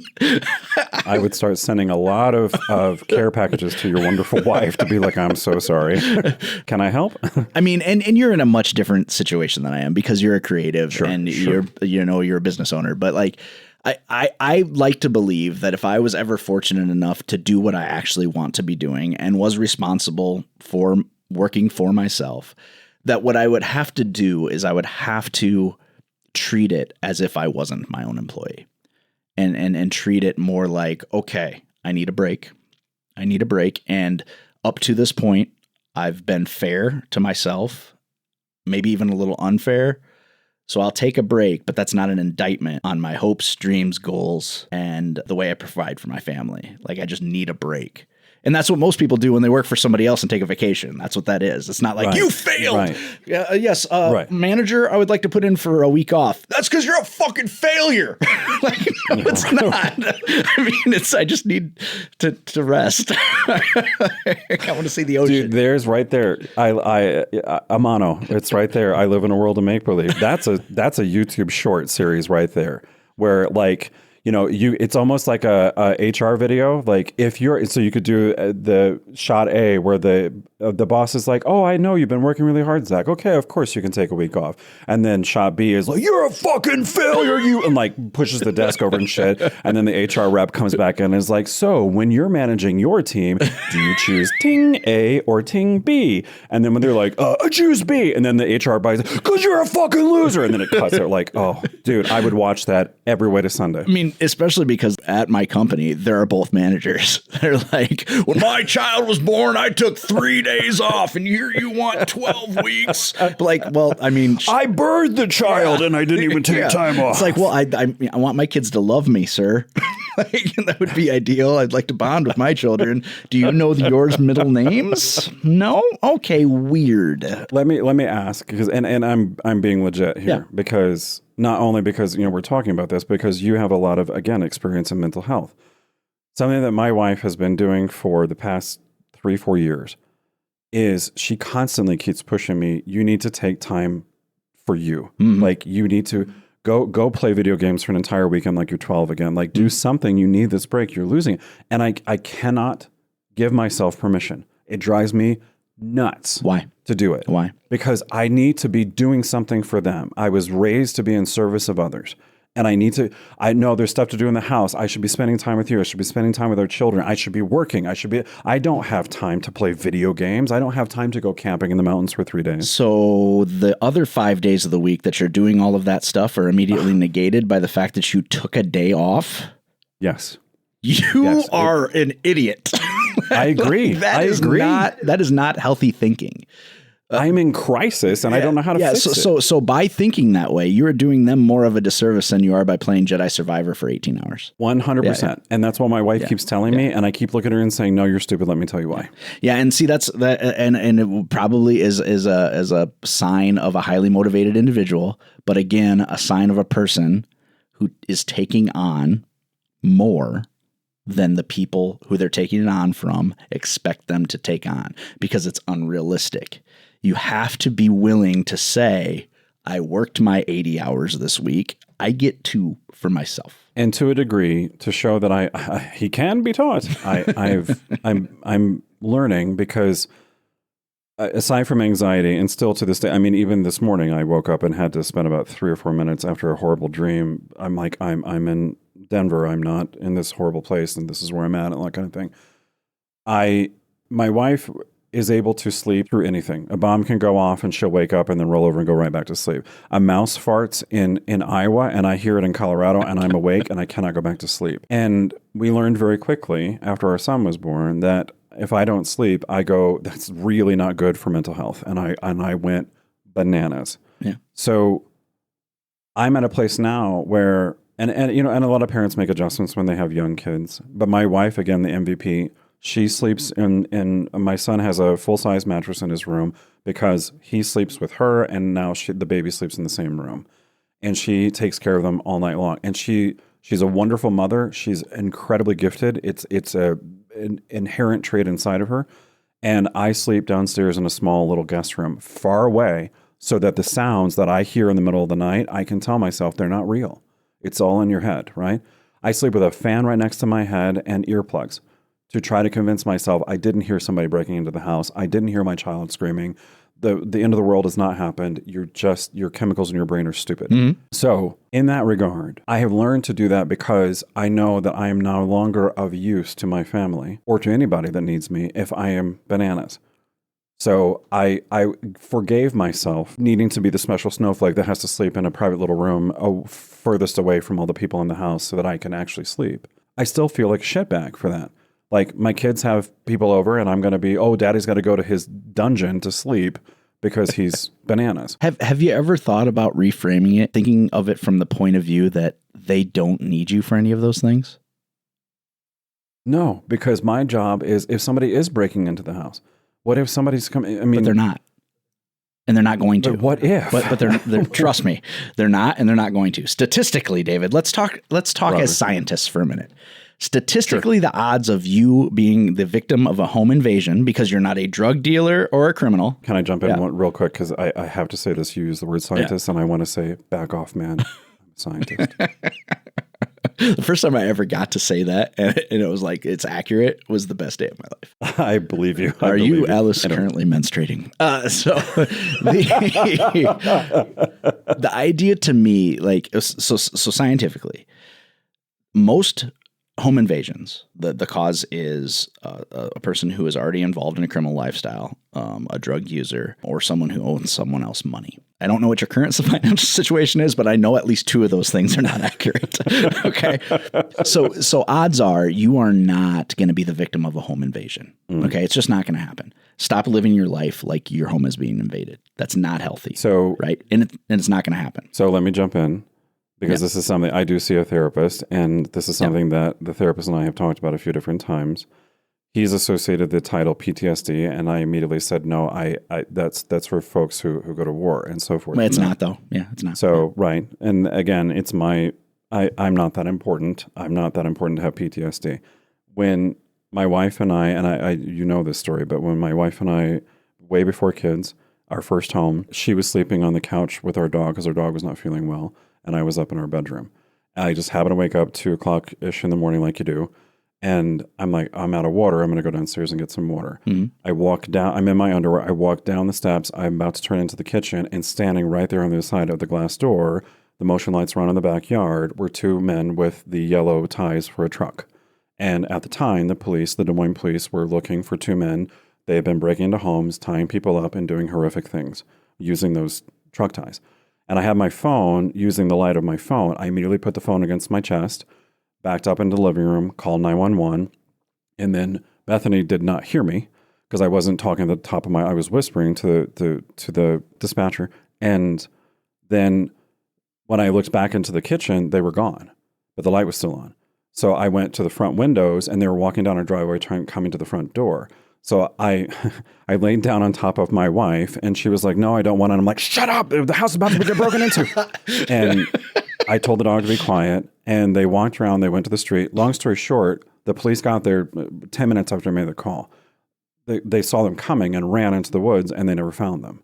From that day forward, every time I hear the slightest bump, whether it's real or not, I'm like, I'm vigilant. I've got to get up. I've got to protect. I can only do this because we are such good friends. Sure. And I love you so much. Sure. That entire exchange shows me that you shouldn't be worrying about protecting them because you're going to fuck it up. I shouldn't be worrying about protecting them what? Because you're going to fuck it up. You had a giant fucking dog and you told her to be quiet. You were whispering so as not to disturb the burglars instead of being like, yeah, this is dispatch 911, right? Yeah, the cops are a block away. Yeah, fuck these guys. Come get them. You're like, hey, we're going to be dead soon. Can you send a policeman to recover our bodies? Pretty much. And I'm pretty sure I identified to the dispatcher, I have no weapons in the house except a lightsaber. So, no, I would not be able to help. Folks, this dog was a fucking Akita. They're trained to kill. But you knew Sasha, bless her. But they didn't. That's true. They didn't. That's true. She would have licked them to death. She wouldn't have bit them. She would have licked them to death. They don't know that. That's true. They don't know that. And sure, if they would have saw a big ass dog through the glass door, maybe they would have thought twice. Or heard one, or yeah. And Sasha barked five times in her entire life, so she was not dependable in that regard. If we had a Chihuahua, the Chihuahua would have been barking its head off, but not our Akita Husky mix. No, I kid though. I kid. No, I know. So no, okay, I know. but if we're still looking at it from a scientific point of view, sure, it's very, very rare, right? Sure, you've already had yours, so it's not going to happen again. Sure, you know. I mean, and what are the odds, honestly, that would happen that time? Right. You know, I mean, that was incredibly rare. But that in itself feeds into it because what the logic loop that broke me was I just happened to wake up. So to me, it's divine intervention. It's magic. So now when I just happen to wake up in the middle of the night, I have to balance logic. Was this just a random occurrence, or is God waking you up to protect your family? And that's literally the dichotomy in my brain that I get stuck in a logic loop instead of going back to sleep. And then 10 minutes later, I'm up because I'm awake, and forget it. Try thinking of it this way. Like, regardless of what society would like for us to believe, most people can protect themselves. So the entire thing doesn't land on you to constantly remain vigilant. One of the things that we learn about in some of the trainings I've been to is that one of the reasons like police officers, prison guards, dispatchers, they all die at a really young age. And one of the reasons that happens is because if you envision it like a car and your RPMs, right? You know, that's bad if your RPMs run really high because the car's not shifting. It's being put under a tremendous amount of stress. So all of those people in those careers, their normal is, let's say, 8,000 RPMs. When they're calm, it drops down to like 5,000. Normal, for a normal is 1,000, 1,500, right?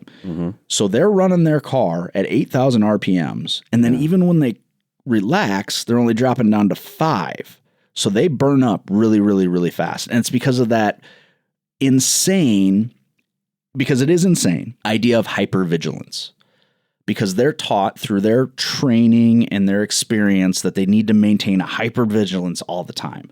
The data does not support that.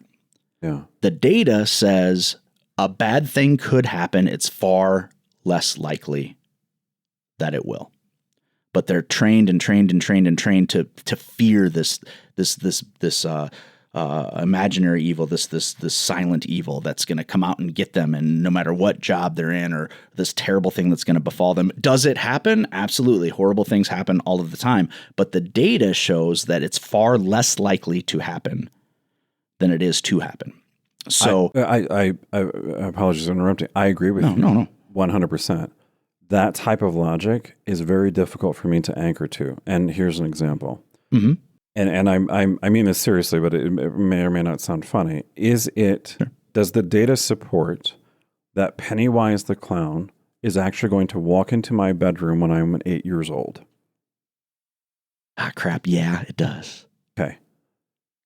Sorry. I had to follow for a second, but yeah. So, right. Does the data support that Pennywise is going to walk? Because I was 8 years old, and because of a wonderful imagination, it's a curse too. Right, sure. So invasive thoughts are, in a way, a foundation of a hyper-creative, because you have invading thoughts all the time of creativity, right? But they also come with a dark side. So now having children, and this is straight up honest, like this is the world that I navigate every 24 hours of my life. I don't sit down. It does not. It's invasive. It just happens. I don't go, oh, let me think of some horrific images. When I hear that sound, I can see my little boy standing there as some man walks into my house. And then my brain starts projecting images of what would happen to my son. And I go from 0 to I will fucking murder the world if you touch my child. And then I'm up. And I have to break that cycle in my head almost every morning. Like, I have to break this cycle of these horrific. We went to San Diego, our first family vacation, when we just had our son. And it was a 5-hour drive from Phoenix. Wife was super excited to go to San Diego. I was very excited. I love the ocean. She really loves the ocean.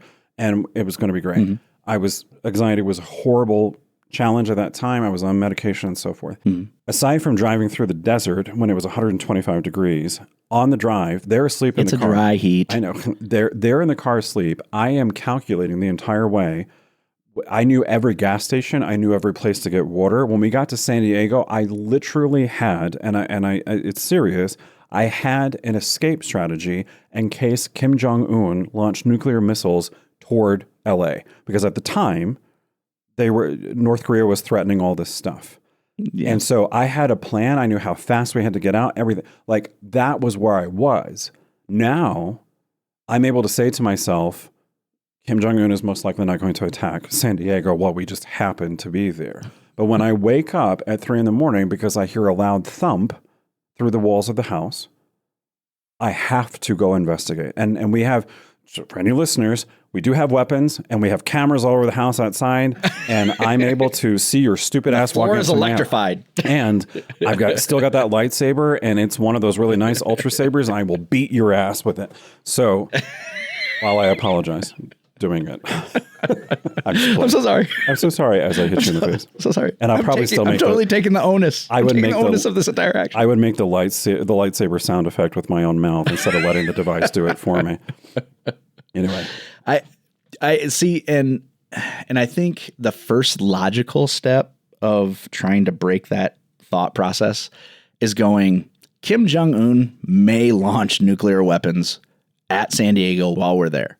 There is nothing I can do about it. You are absolutely right. And that's the advice of my therapist. Like how you can't control, you are worrying about things you cannot control. And the thing that I tell myself, when my father passed away, I'm one of those people that, like, I put my emotions on hold during crisis, and I become, in a way, super healthy. Super healthy. I'm sensing that you're using sarcasm here instead of praising me for wonderful mental health practice. Yeah, well, take it how you want. To me, like I become Optimus Prime. I must lead. I must protect. I must do whatever. You know, my family had been through the ringer, and everybody, you know, one by one they had left, and you know, siblings took my mother home and so forth. And somebody had to stay there until the funeral home could come and pick up his body. Sure. And they were going to prepare his body, and then he was flown to where he was buried, the state that he was buried in. I just said, I'll stay here. So I stood in the room with my father's body covered in a blanket that my his stepmother had made for him, and just stood guard over him. All of a sudden, out of nowhere, I literally said out loud, "Time is precious, and it must be spent wisely." And it was like this divine wisdom. So now, when I talk myself off the ledge, so to speak, at 3:00 in the morning, I tell myself, your resources, your mental energy is a resource. You are spending it right now creating things that aren't real. Yeah. You could be spending that resource right now sleeping, dreaming of happy things, playing a video game, cooking breakfast, making coffee, going to work. Do you want to spend your resource on phantoms, or do you want to spend your resource because time is precious and it must be spent wisely? That is the cycle that I repeat like a mantra, and it breaks it, and I'm able to come out of it. And because I'm able to do that, when we go to San Diego again and take 2 kids, I'm going to be nervous that I'm going to be more nervous that the kids are going to do something stupid like, "Look, Dad, I found a jellyfish," or whatever, right? Instead of worrying about nuclear weapons. And And that's probably when we'll get attacked. And then I'll be like, "I knew it." But here's the thing. It's kind of twofold. One, so I was always brought up by my dad as, you're the guy, the man of the house fixes things that are broken, right? That are broken, like mechanical things, like man things, right? So I try to do that a lot. I have never experienced such a freeing feeling as the moment I realized I'm not good at that. I'm just, there's some basic things that I can do. I put our dishwasher in last night. Like, I can do basic stuff like that. But when it comes down to an actual project, I'm not good at it. There's nothing I can do about it. I need to hand it off to somebody else. And immediately, the first time I was like, I'm a failure. And then I'm like, or I make really good money. I can pay somebody to do that. And then this is the twofold part. And then I can spend that other time that I would have been doing that, getting frustrated, getting angry, fucking up my house and making it cost way more money. I now have free time, and I can use that free time to do something I like doing. So what if you wake up in the middle of the night because Taken is happening, and also Keanu Reeves is outside in your driveway.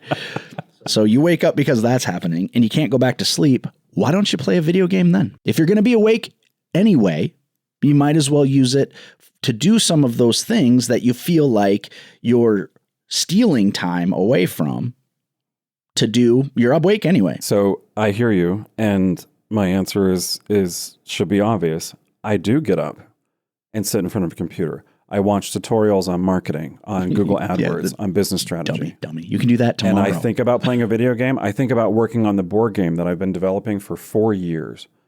And it's at this stage, this is how fucked up my view is of the great David Byrd and my celebrity. The mark that I think I'm going to be able to leave on the world, besides being the dad of 2 amazing children, is leaving a board game behind. Not my career, not my artwork, nothing, a board game. Because this is a game I want to play. Mm-hmm. And some of the best video games out there are ones created by a small team of people who go, we just wanted to make a game that we wanted to play. Mm-hmm. We didn't set out to be rock stars. Mm-hmm. And I'm not setting out to be a rock star. But instead of spending time at 3 a.m. working on my board game, I'm working on my business. And I've told my wife this, and this is true, and I welcome your input, my friend. I've told my wife, I said, once I hit $100,000 again with the business, I'll be able to rest. So when you're spending, I mean, that's a great goal. I would love to make $100,000 as well. So I'm not going to poo-poo that goal at all. But so after you've spent your sleepless night that you're having because your brain is lying to you, yes, as what happens with mental illness, right? As you've spent your sleepless night toiling away at your computer, doing something you don't particularly enjoy out of a sense of obligation. Yes. When you wake up the next morning, how does that make you feel? Like shit. Yeah. Okay. So if you could wake up the next morning somewhat refreshed because you did a thing that you enjoyed doing, and you could have a little bit more patience for your kids and your wife, if you could have a little bit more joie de vivre upon going to the studio because you were able to just kind of carve out a place in the night that you're going to be awake anyway. Yep. And then you can watch that same video at the studio if you want tomorrow. How would that make you feel? Worse. That doesn't make any sense, David. And it's true. And here's why. My father was a great man. He had his flaws, of course. And I very rarely speak about them. The one that I speak about the most to just a very select few people is you talk about visions as a child. One of my visions that I constantly have in my head is him shaking his index finger and saying, you need to learn responsibility. That, would often come because I didn't mow the yard because I was too busy playing Legend of Zelda: A Link to the Past for the 100th time playthrough, right? Or drawing a comic book or doing anything but my responsibilities. When I wake up in the middle of the night and I were to sit down and play a video game and I go upstairs to see my kids, I would be miserable. I would be mean. I would be bad because I was being irresponsible. But when I wake up middle of the night, I do some Google AdWords research, some marketing practices, write some notes down on my OneNote for a strategy for the next campaign. And then I'm dead ass tired when I go upstairs. I am able to instantly be happy dad because I was working. I was providing. I was doing my responsibility. Are you happy, David? No. Okay. So I love your dad. Great dude. Would give the shirt off his back to anybody or 12 pounds of crab legs, whatever. At the bowling alley. Who knows more about responsibility for you, your dad or your therapist, your wife, and your kids? Yeah. I hear responsibility for you. And if you're not a happy David, you're not going to be a happy dad. You're not going to be a happy businessman. You're not going to be any of those things. And your therapist is absolutely 100%, 1000% right. You need to carve out time for you. Bethany is right. You need to carve, because by carving time out for you, you are carving time out for them. So my therapist, again, an incredibly talented individual. We had this discussion and it didn't come out. It wasn't like the inciting question that started the session. It was born out of it. But because I had identified it before I realized what I was saying. Essentially what I identified was, if I were to die, all of my thoughts center on my poor children and they won't have their dad to protect them and grow up and teach them and my wife and all these struggles and whatever. And he finally said, but what about you? You're going to be sad. Right. That everything you didn't get to do, that never enters into my mind, ever.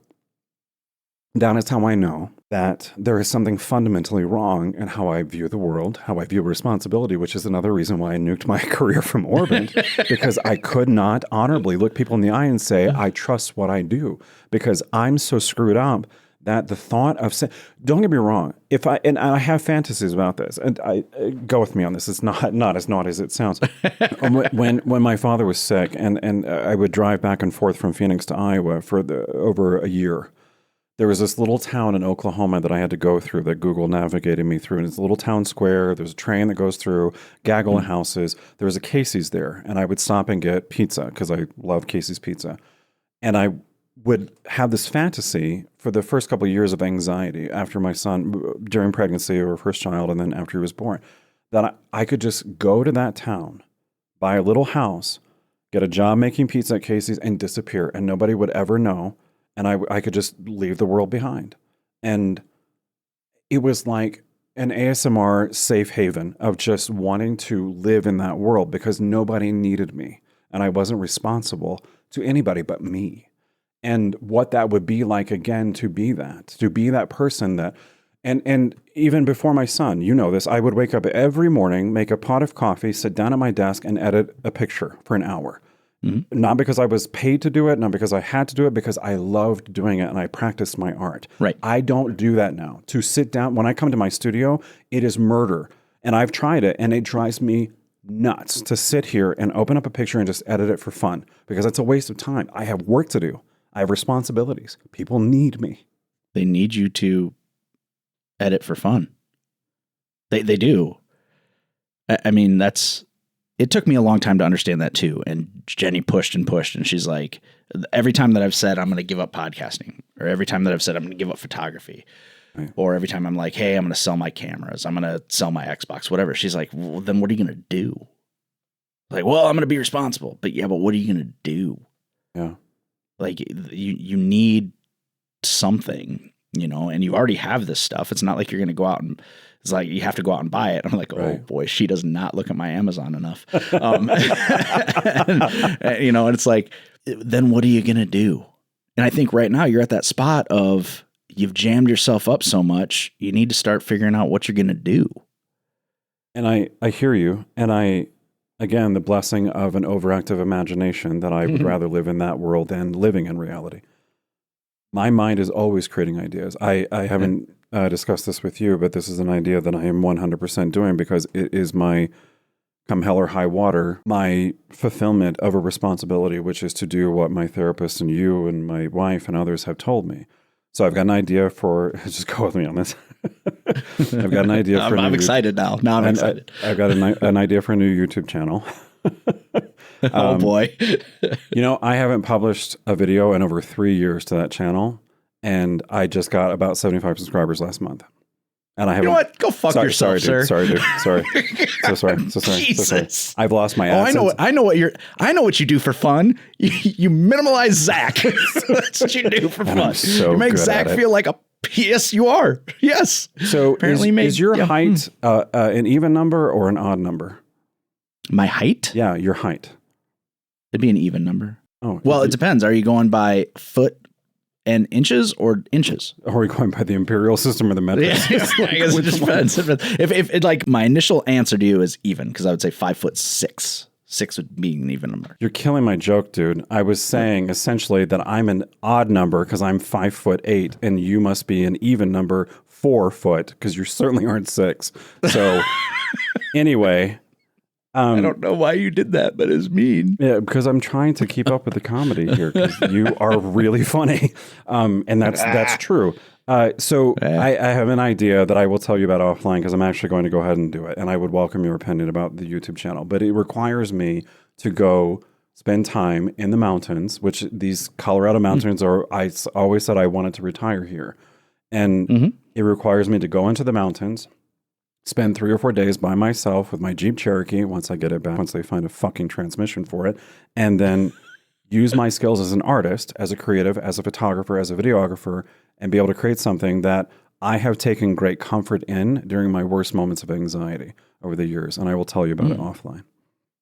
So I am trying to practice. So you're going to tell me about it. You're going to ask for my opinion so that you cannot listen to any of it. Got it. You and my friend Bill Hull should talk to each other.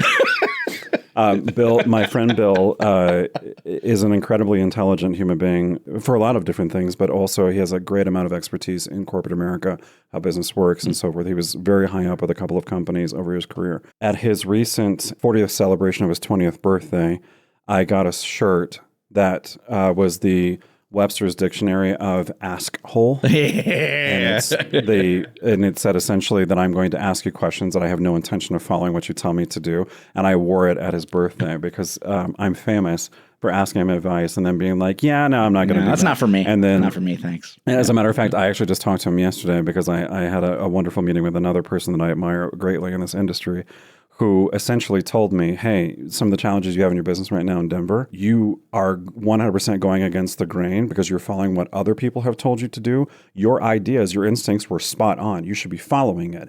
And I called Bill and I'm like, guess what? So-and-so said this. What do you think? And he's like, I've told you this 100 fucking times. And I'm like, yeah, but what do you think? And he's like, okay, sounds like a good idea. Great. Can't wait to see you do it. I'm like, I'm going to do it this time, Bill. I believe in me. It's exciting because it's a new person. They're shiny.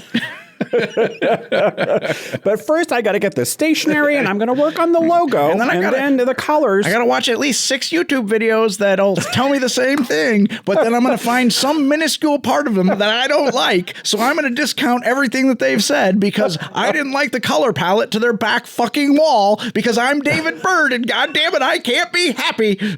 Okay, but okay, for real. Like, and you've got to keep this into the show.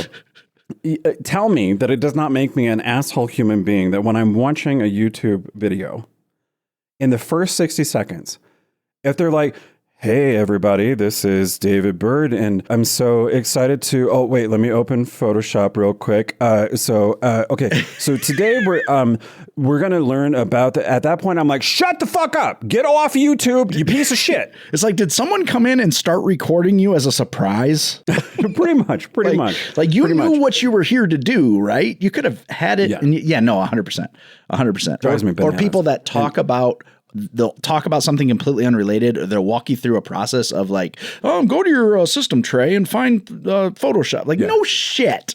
You think I'm looking like I'm looking to find out how to do frequency separation? I don't know how to open Photoshop. Yeah. But see, now you made me mad, David. Now you've got me all wound up. Sorry. Okay. So when I was 7.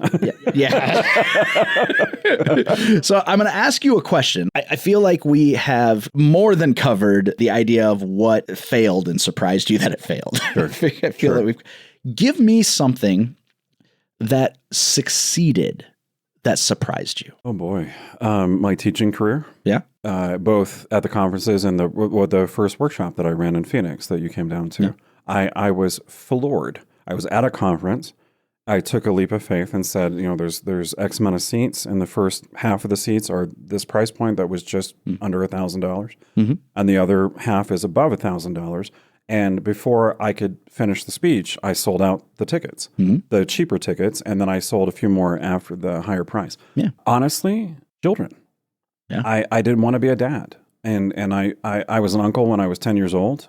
When my friends are out figuring out the difference and exploring the difference between boys and girls, I was changing Pampers and watching Beauty and the Beast. And as a teenager, I knew that through my father and through the type of human being that I am, that if I became a dad, I would cease to be David. I would always be dad. And that I knew I would always worry about these kids until I was in the ground. And that's how very much I feel. And you can have a whole show with my wife if you'd like, because she'll tell you everything. That I fought against it, and that wonderful woman endured a lot of bullshit from me. I told her my son will hate me. They won't like me. I'm this, I'm that. And my son, his world revolves around his mother, his imagination, and me. Yes, you told me the same, 100%. But I couldn't see it. I couldn't believe it because of responsibility. I knew the baggage that I carried into that event and the tremendous responsibility it is to be a parent. And I just could not see risking that over that little life, Do you, and this is a question probably should have been asked a half an hour ago because it's loaded and I know that. Beauty of editing. What's that? The beauty of editing. Yeah. David, do you think you're smarter than everyone else? No, not at all. Then start listening. I hear you. No, yeah, you're right. You do hear me. Listen. Not to me. I'm a terrible example. No, I know. But to the other people. This goes back to something that's wonderful advice from you. For me as a teacher to be able to look at somebody else, give them information, and then be able to say, but it's on you now, and walk away and advocate responsibility in my head. It's in reverse. You can give me all the advice in the world. Am I going to come after you and knock on your door when it's wrong? No, I'm not. I'm responsible. So people can say, no, David, it's not going to happen that way. No. And I look at you and go, you can talk at me. That's the key. And I mean this with respect. This is something that I learned that was very valuable to me. A lot of people talk at me. Very few people talk to me and with me. And you talk with me. There are many people that talk at me. Oh, no, it starts just like that. Right. Let me tell you, hey, you, Zach, let me tell you my worst fear that I've been agonizing over. And then, oh, no. And I've been dismissed like that my entire life. Right. Even endeavors of, I believe I can fly. I believe I can do it. Oh, no. No, Icarus, just sit on the ground. You are like, yeah, you can fly, but here's what's keeping you from doing it. And that very rarely happens for me. So I have spent too long with too many important people in my life trying to defend and justify why I feel the way I do before I can even be at a place to accept the advice and apply it, because they're right. You are right.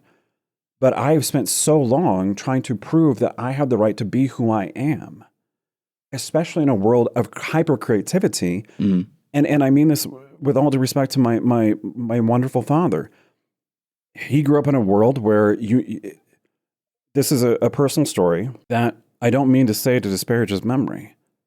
But when I was in high school and our family was struggling financially, I wanted to go to Hollywood, come hell or high water. I didn't want to go to college. I wanted to go to Hollywood. And when I finally got into college, I went 2 years after I graduated from high school. I get in and I immediately pursue a theater degree. And my father tells me, you need to also get a teaching degree to be a school teacher.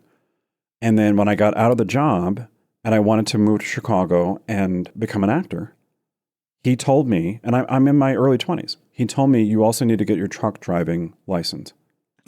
Because they make great money. It's a weird connection. And it's a secure job. Yeah. And while you can pursue your other goals, and he would be encouraging, you pursue your other dreams. Pursue your dreams, but you need to do this first because this is safe. I would spend so much time, and he was the leader of our household, defending, but Dad, I want to do this. Yeah.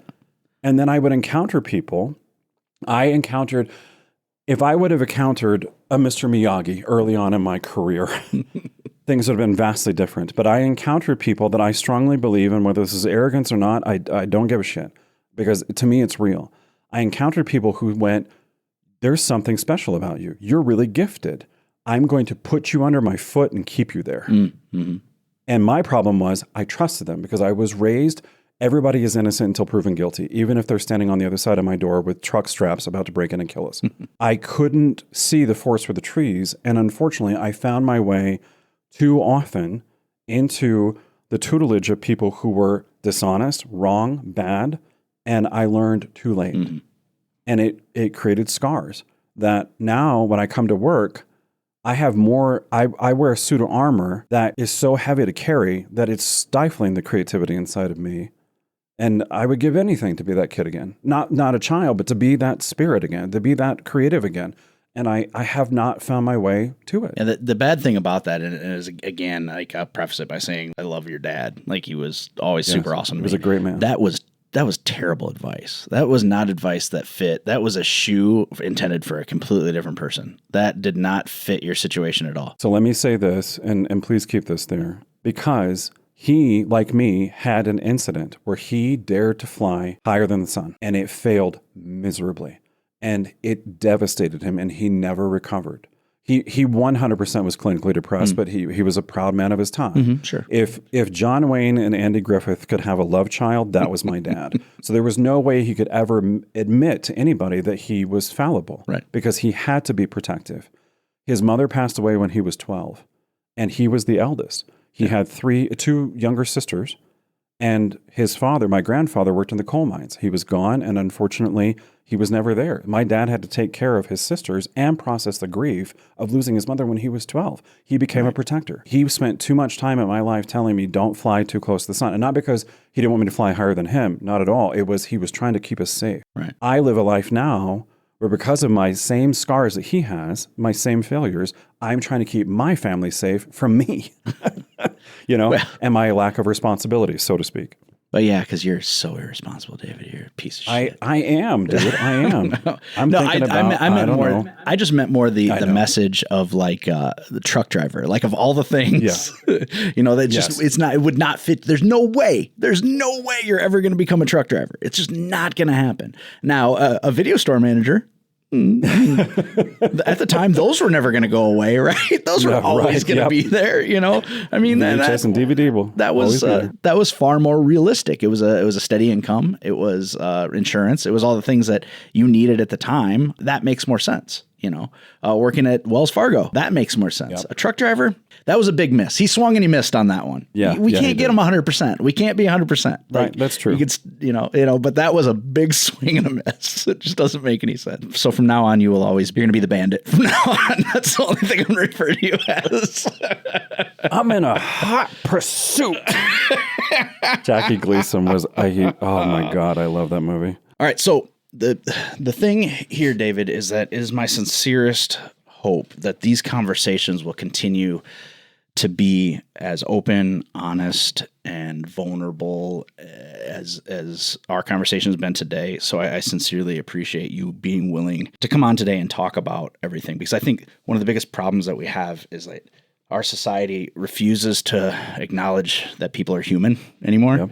The lack of humanity that we see in our society is just broken. And just the idea from when Tony and I started this show was always to just show how everyone is human at the base, whether it's an industry professional, whether it's someone with a hobby farm, whether it's someone who has been in the military, whatever, that everyone is at their core a human being that has struggles, trials, tribulations, interests, loves, hates, all the things. So thank you for being so open and honest with us today, because I think without that type of conversation, there's absolutely no point in doing this show. I agree.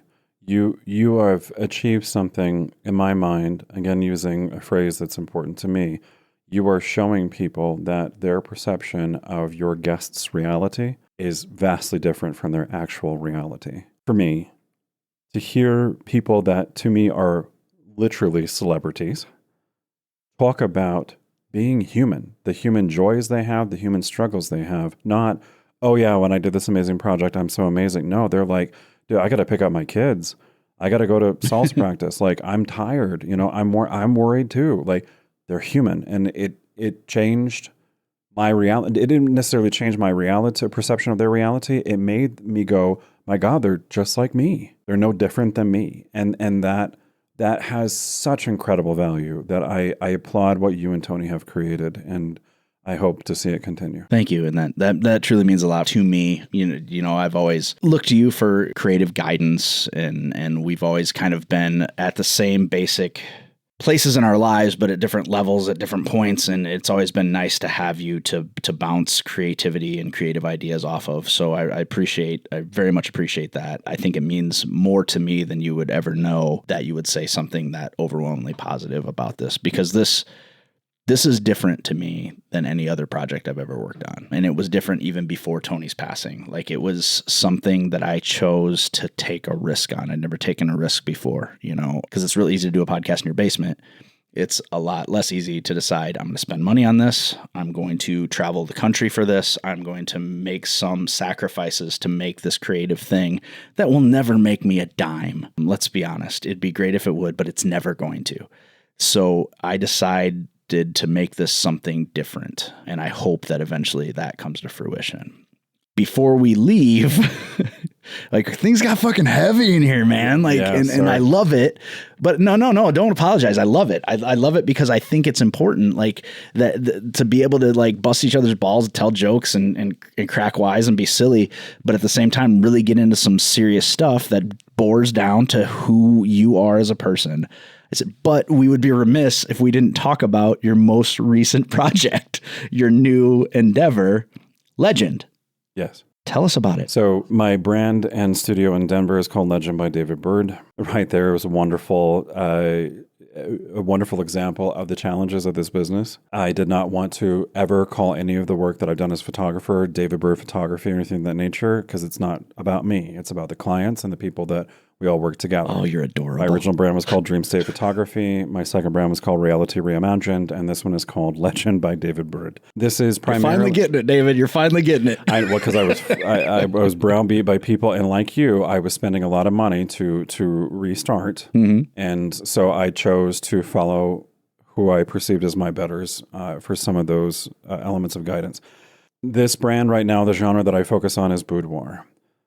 But really what I'm learning as I'm exploring and developing this business, this brand is about storytelling. Yes, it involves sensual photography. And why I chose that, I've never wanted to be a boudoir photographer. And I have many wonderful friends who are amazing, very financially successful boudoir photographers. I didn't want to do it. I've certainly photographed my share of sensual imagery, but I didn't want to. My sensual imagery was speaking to what I found sensual and erotic as a heterosexual male. And I've taught this, and go with me on it. I teach that boudoir is akin to a great horror film.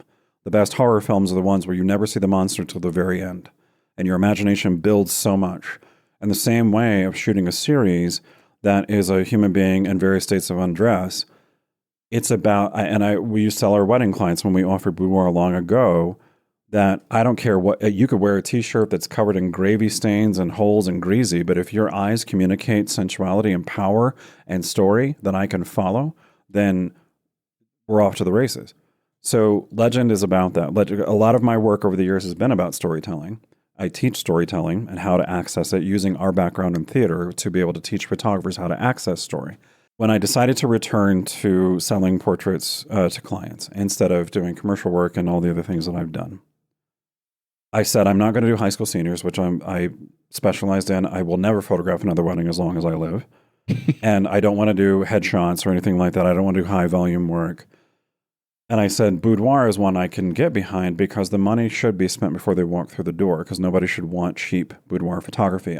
Speaking to the battle scars earlier, nobody's going to walk in and say, I love your work, I wanted to come here, but I was obligated to go to the shit boudoir photographer downtown who charged me $3,000 and is a predator. Right. I should be able, with this genre, to reach a goal. And this is important to me, and it is the goal for Legend. I should be able to reach the goal, which is to be sought out, to be hired as their artist. My client will hire me as their artist, not their portrait photographer. Right.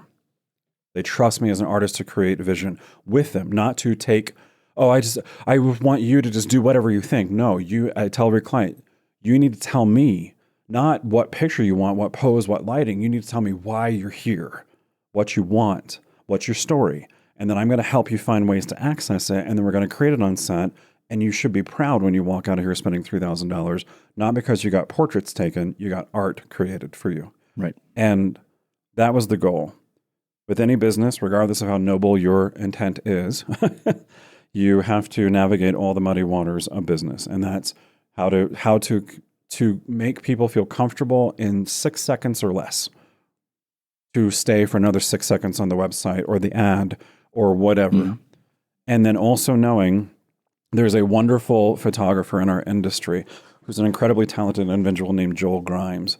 And when I first saw him speak, the first thing that he said, and I turned to my wife and looked at her, and like, if we could have been shining lights of joy and happiness, that we had just had somebody affirm to us that all of your pain is for a reason. His first opening graphic said 8 times. And he said, shoot market, shoot market, shoot market, because it takes 8 times for a client to convert. They have to see your work 8 times. When you're cold calling a business, you got to cold call them 8 times on average before they'll convert. So shoot market, always create, always market, because that person is silently engaging. And when they hit the 8th time, that's when they answer the ad. That's when they hit the contact form. That's a really hard thing to hold on to when you're watching the money drain and it's not coming in as fast as it's draining.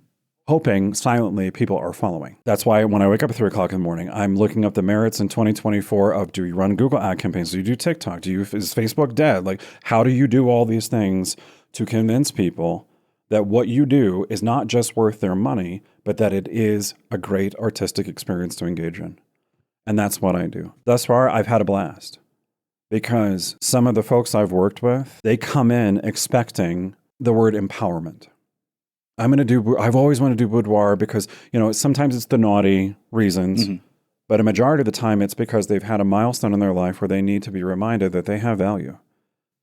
But they think they're going to come in and do some yoga poses in their skivvies and then get some nice little pictures with natural white light, because that's what boudoir is to them, right? It's that vanilla, so to speak. When they come in here, by the time this experience is done, and this is not my word, this is what's been told to me by my clients, it's a transformative experience because it's about storytelling. When I photograph people on set, I treat them like a director would an actor. I give them a scene to play. I don't say, no, put your hand here. No, move your elbow a little bit there. Okay, now look at me with those sultry bedroom eyes. Ooh, you're so sexy. Ooh, I don't do any of that. I tell them one of my go-tos that is so wonderful to watch as a photographer and as a human being. I tell them, and I have a strategic lighting pattern. I know how I'm going to frame it and compose it. I'm going to get my tight middle wide to try to sell. But I have them lay on their back, female, laying on their back, backlighting, creating some nice shadows. I describe the action first. I say, I want you to take your index finger of your dominant hand, and I want you to touch your forehead and go down your forehead, down the bridge of your nose, touch your lips, touch your chin, all the way down your throat, between your ladies, and then let it drift away. And they'll do it, and they'll do it in the most mechanical, medicinal, boring way. And I say, okay, great. We're going to take that again. And I literally use the word take. I don't say, oh, we're going to do that again, or oh, that was good, but I say, we're going to take that again. This time, mean it.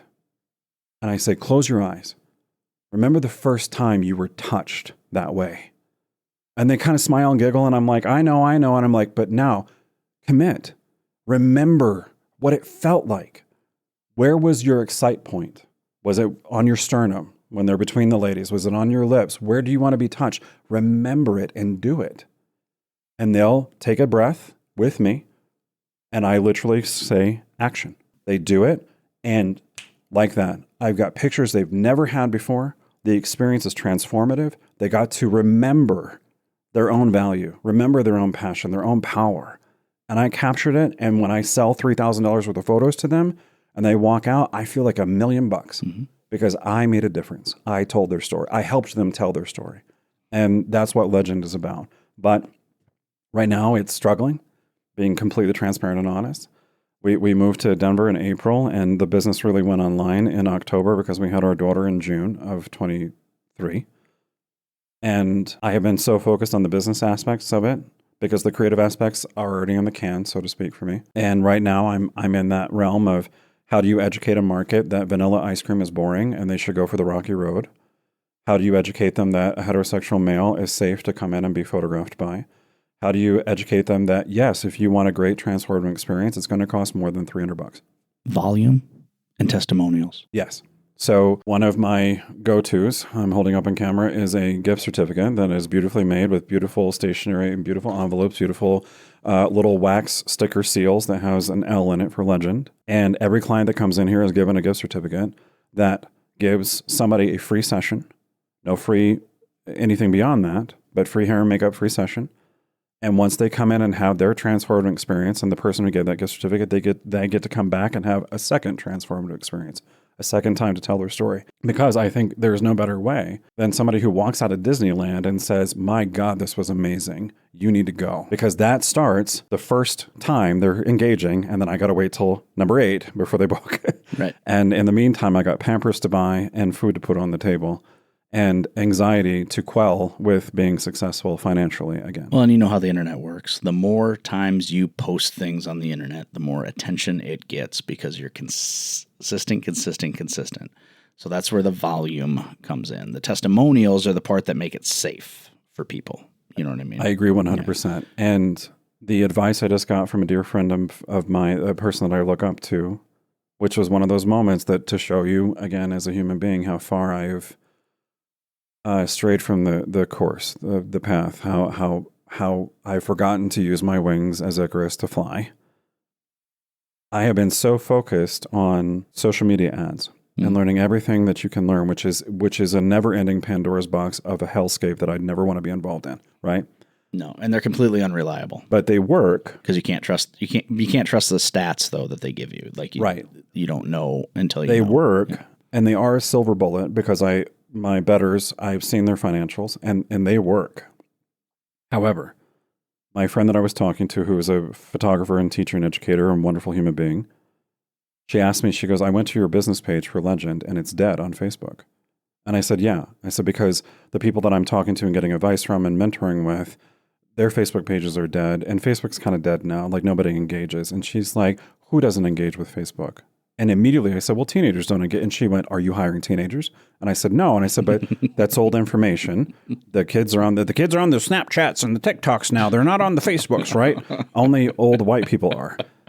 And then I went, wait a minute. I am targeting 28 to 55-year-olds in all my social media ads, but I don't post a single thing to my Facebook page because I was told by my betters it doesn't work for them. And then I said, but I have blog posts. And she went, yeah, I saw that on your website. Your last blog post was 3 months ago. And I was like, well, I've been focusing on the ads. And she's like, so people, the only way they can engage with you, the first time they engage, that 1 of 8, like Joel Grimes, they're engaging with an ad that says, hurry now, act now, buy now, pressure, pressure, pressure. Instead of going, I had so much fun telling this person's story. Look at this beautiful artwork. And the moment she said that to me, my jaw hit the floor. And I saw my father's finger going, you need to learn responsibility. I went, my God, what am I doing? I built a whole career that I torpedoed from orbit off of sharing everything on social media.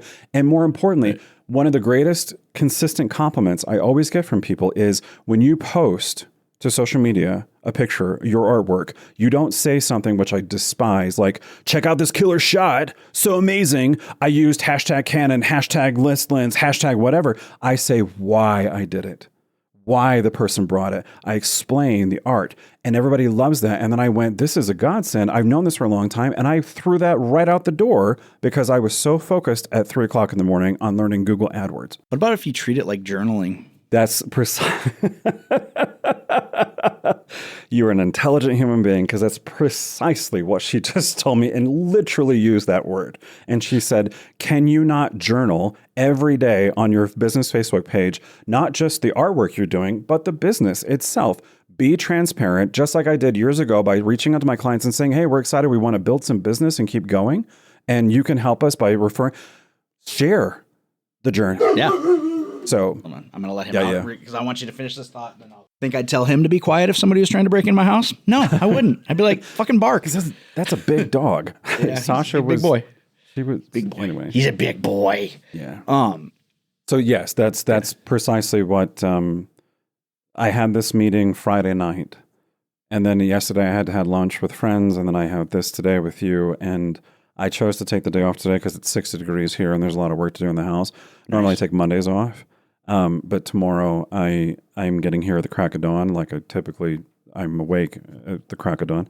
And I'm instead of trying to capitalize a little bit more sales for Valentine's Day of 2024, I am wise enough to know, don't keep kicking the can down the road. Stop, take a breath, reset, and then go forward again. And this time doing something like this, I told my wife yesterday, I said, there is a instinct, there's a feeling.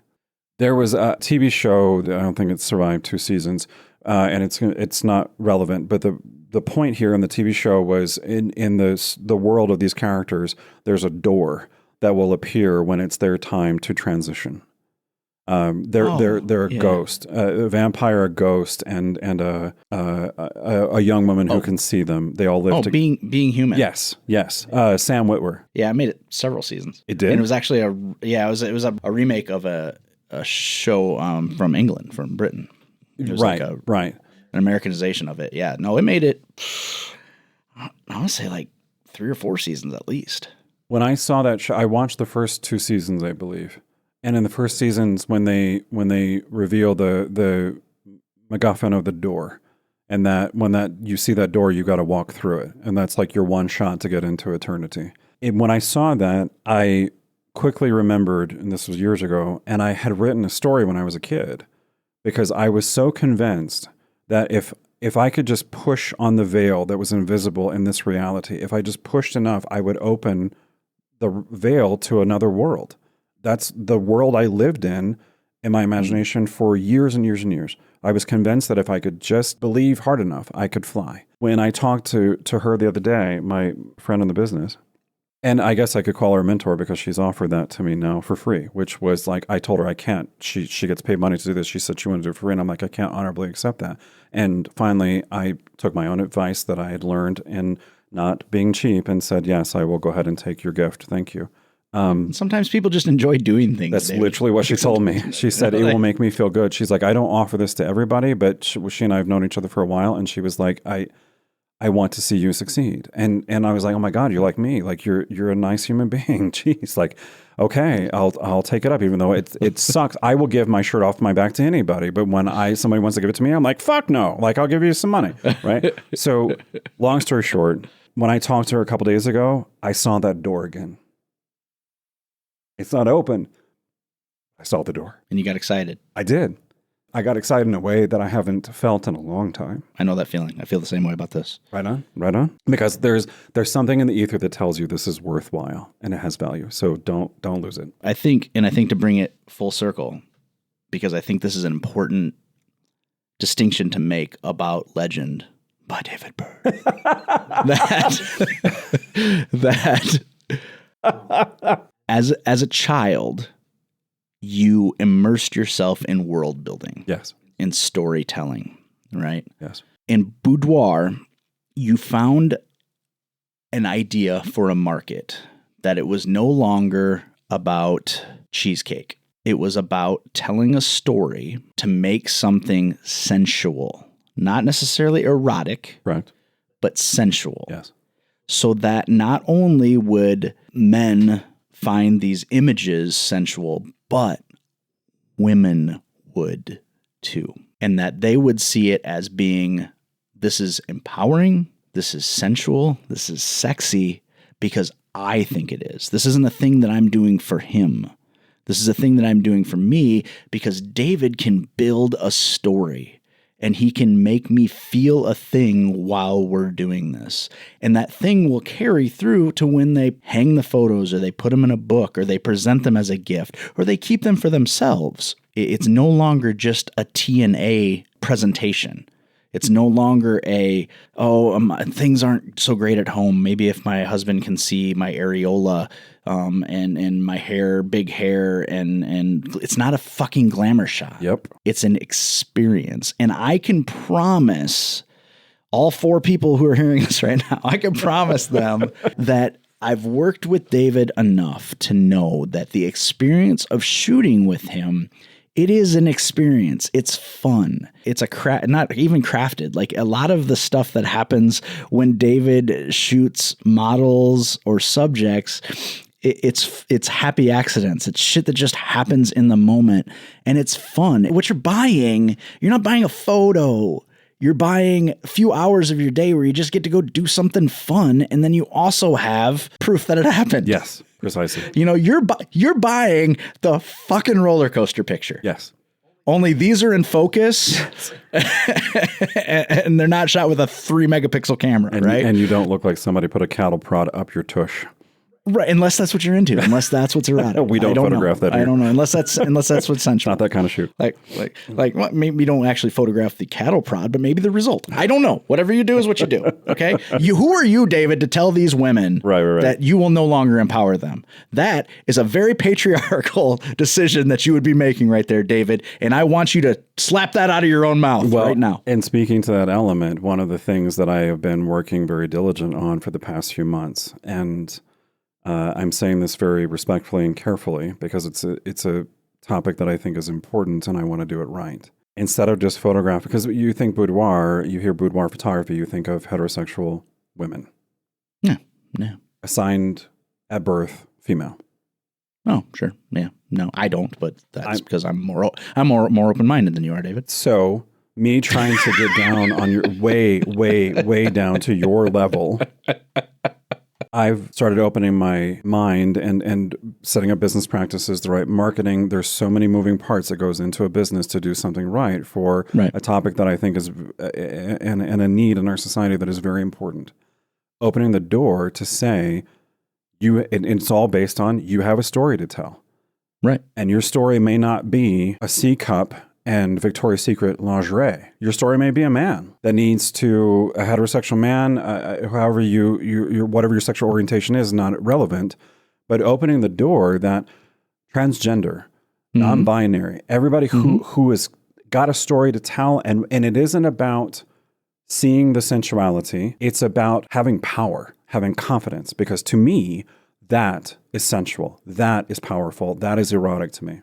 Well, and the place that it always ends is what's sensual to them. Right. Like if you're telling a good story, it's not paint by numbers photography. And I kind of alluded to that, and I didn't purposely leave off because I think boudoir is for everybody. I agree. It really is. I mean, it's for everybody. I had been meaning to say something to you like, dude, you need to shoot more dudes. Yes. Like I really do. And that goes across the board. Like it seems like women like having their picture taken more than guys do, or they're more open to like various genres and stuff. But you need to shoot some beefcake, man. Like some dudes that are sensual, some dudes that are like going to sell you some underwear. I have. Good. And I have. And the worst term in this photography genre is boudoir. Oh, yeah. Because the implication is you got to be a man and be something different. I have photographed men completely nude, and they're looking for a certain story to tell of their physical acumen and so forth. They're looking for sensuality and sexy. I've photographed men who come in wearing a suit, and they're holding a whiskey glass and a cigar because that's how they feel sexy and powerful. That's their story. That's sexy as shit. Straight up. A woman in a power suit is sexy as shit. Whatever makes that person sensual is what is sensual. Prescribing to some kind of cookie cutter is how you get Sears Portrait Studio. Yes. Is how you get glamour shots. This is what you are going to get, and I promise you, if you buy a package, you are going to get something no one else will get because it is going to be you. Correct. It's going to be tailored to you. It is your story. Some of the poses may be similar because people's bodies move the same way. Right. But ultimately, when you used to go and see glamour shots, it was the same stupid pop collar. It was the same hairdo. It was the same like feather boa, soulless, dead face. You whether you're a guy, whether you're a girl, whether you're trans, whether you don't even prescribe to anything, you're gonna get however you are comfortable in front of that lens. I promise you, that's what you're gonna get. Because that's where David does his best work. You are unique, and so are we. I have seen David take photos of people that weren't comfortable.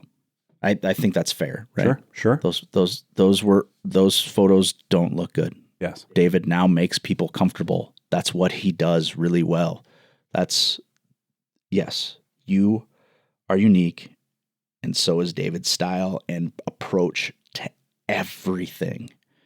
And that's why we've been friends for 25 years. Right on. And thank you. I don't know anybody like this idiot. I really don't. I appreciate that. And to me, one of the buzzwords in marketing for boudoir is empowerment. And you just used it a moment ago. Sure. From the very beginning, even when I was working with my betters, setting up all the aspects of this business, I 100% said, I do not want to use the phrase, come in here and be empowered. And I say this in all the video content that my clients see, copy that's sent to them. I do not believe a human being can empower another. Only you can empower yourself. But this photography session is the catalyst. And that's what you have to bring. That's what you bring as my client. That's what you have to be prepared for. This isn't a portrait session. This isn't glamour shots. You are being given an opportunity for that door. And you can walk through that door and tell your story. And it's a beautiful and terrifying thing sometimes to tell your story and to live it and to be it and to walk out of here with a roller coaster set of pictures from it as proof that you did it is why I'm in business. And that makes me, I said to my wife as we were considering this, as I was considering this genre, and this is kind of my button end to what I'm doing right now for my work. I said to my wife, I can't do boudoir. We have children. They will never be able to come to my studio because they're going to walk in and see all these sexy photos. My son's going to bring all of his friends when they're 12 to daddy's studio every time because they get to see all these photos. And she goes, why can't they? And I said, because I'm not going to explain to my kids that their college fund is paid for because daddy shot smut. And she looked at me and said, if that's what you think, you have no business doing this job. And I saw the cast iron in her and I went, okay, what did I do? And she said, because You have an opportunity to teach your children body positivity, the value in beauty, the value in sensuality, and that dad has changed people's lives. That's why their college fund was paid for. The moment she said that, I was like, all right, I have an honorable goal. That's what I'm going to do. And it's been hell trying to get there, but it's one that I see the door and I'm getting ready to open it. And when I do, I will once again fly. Thank you so much for coming and talking to me today, David. I miss you. Yeah, me too. Hopefully I'll see you here in a month or two. Yeah, absolutely. Absolutely. All right. Thanks, buddy. I love you. Love you too. Tony Forsmark.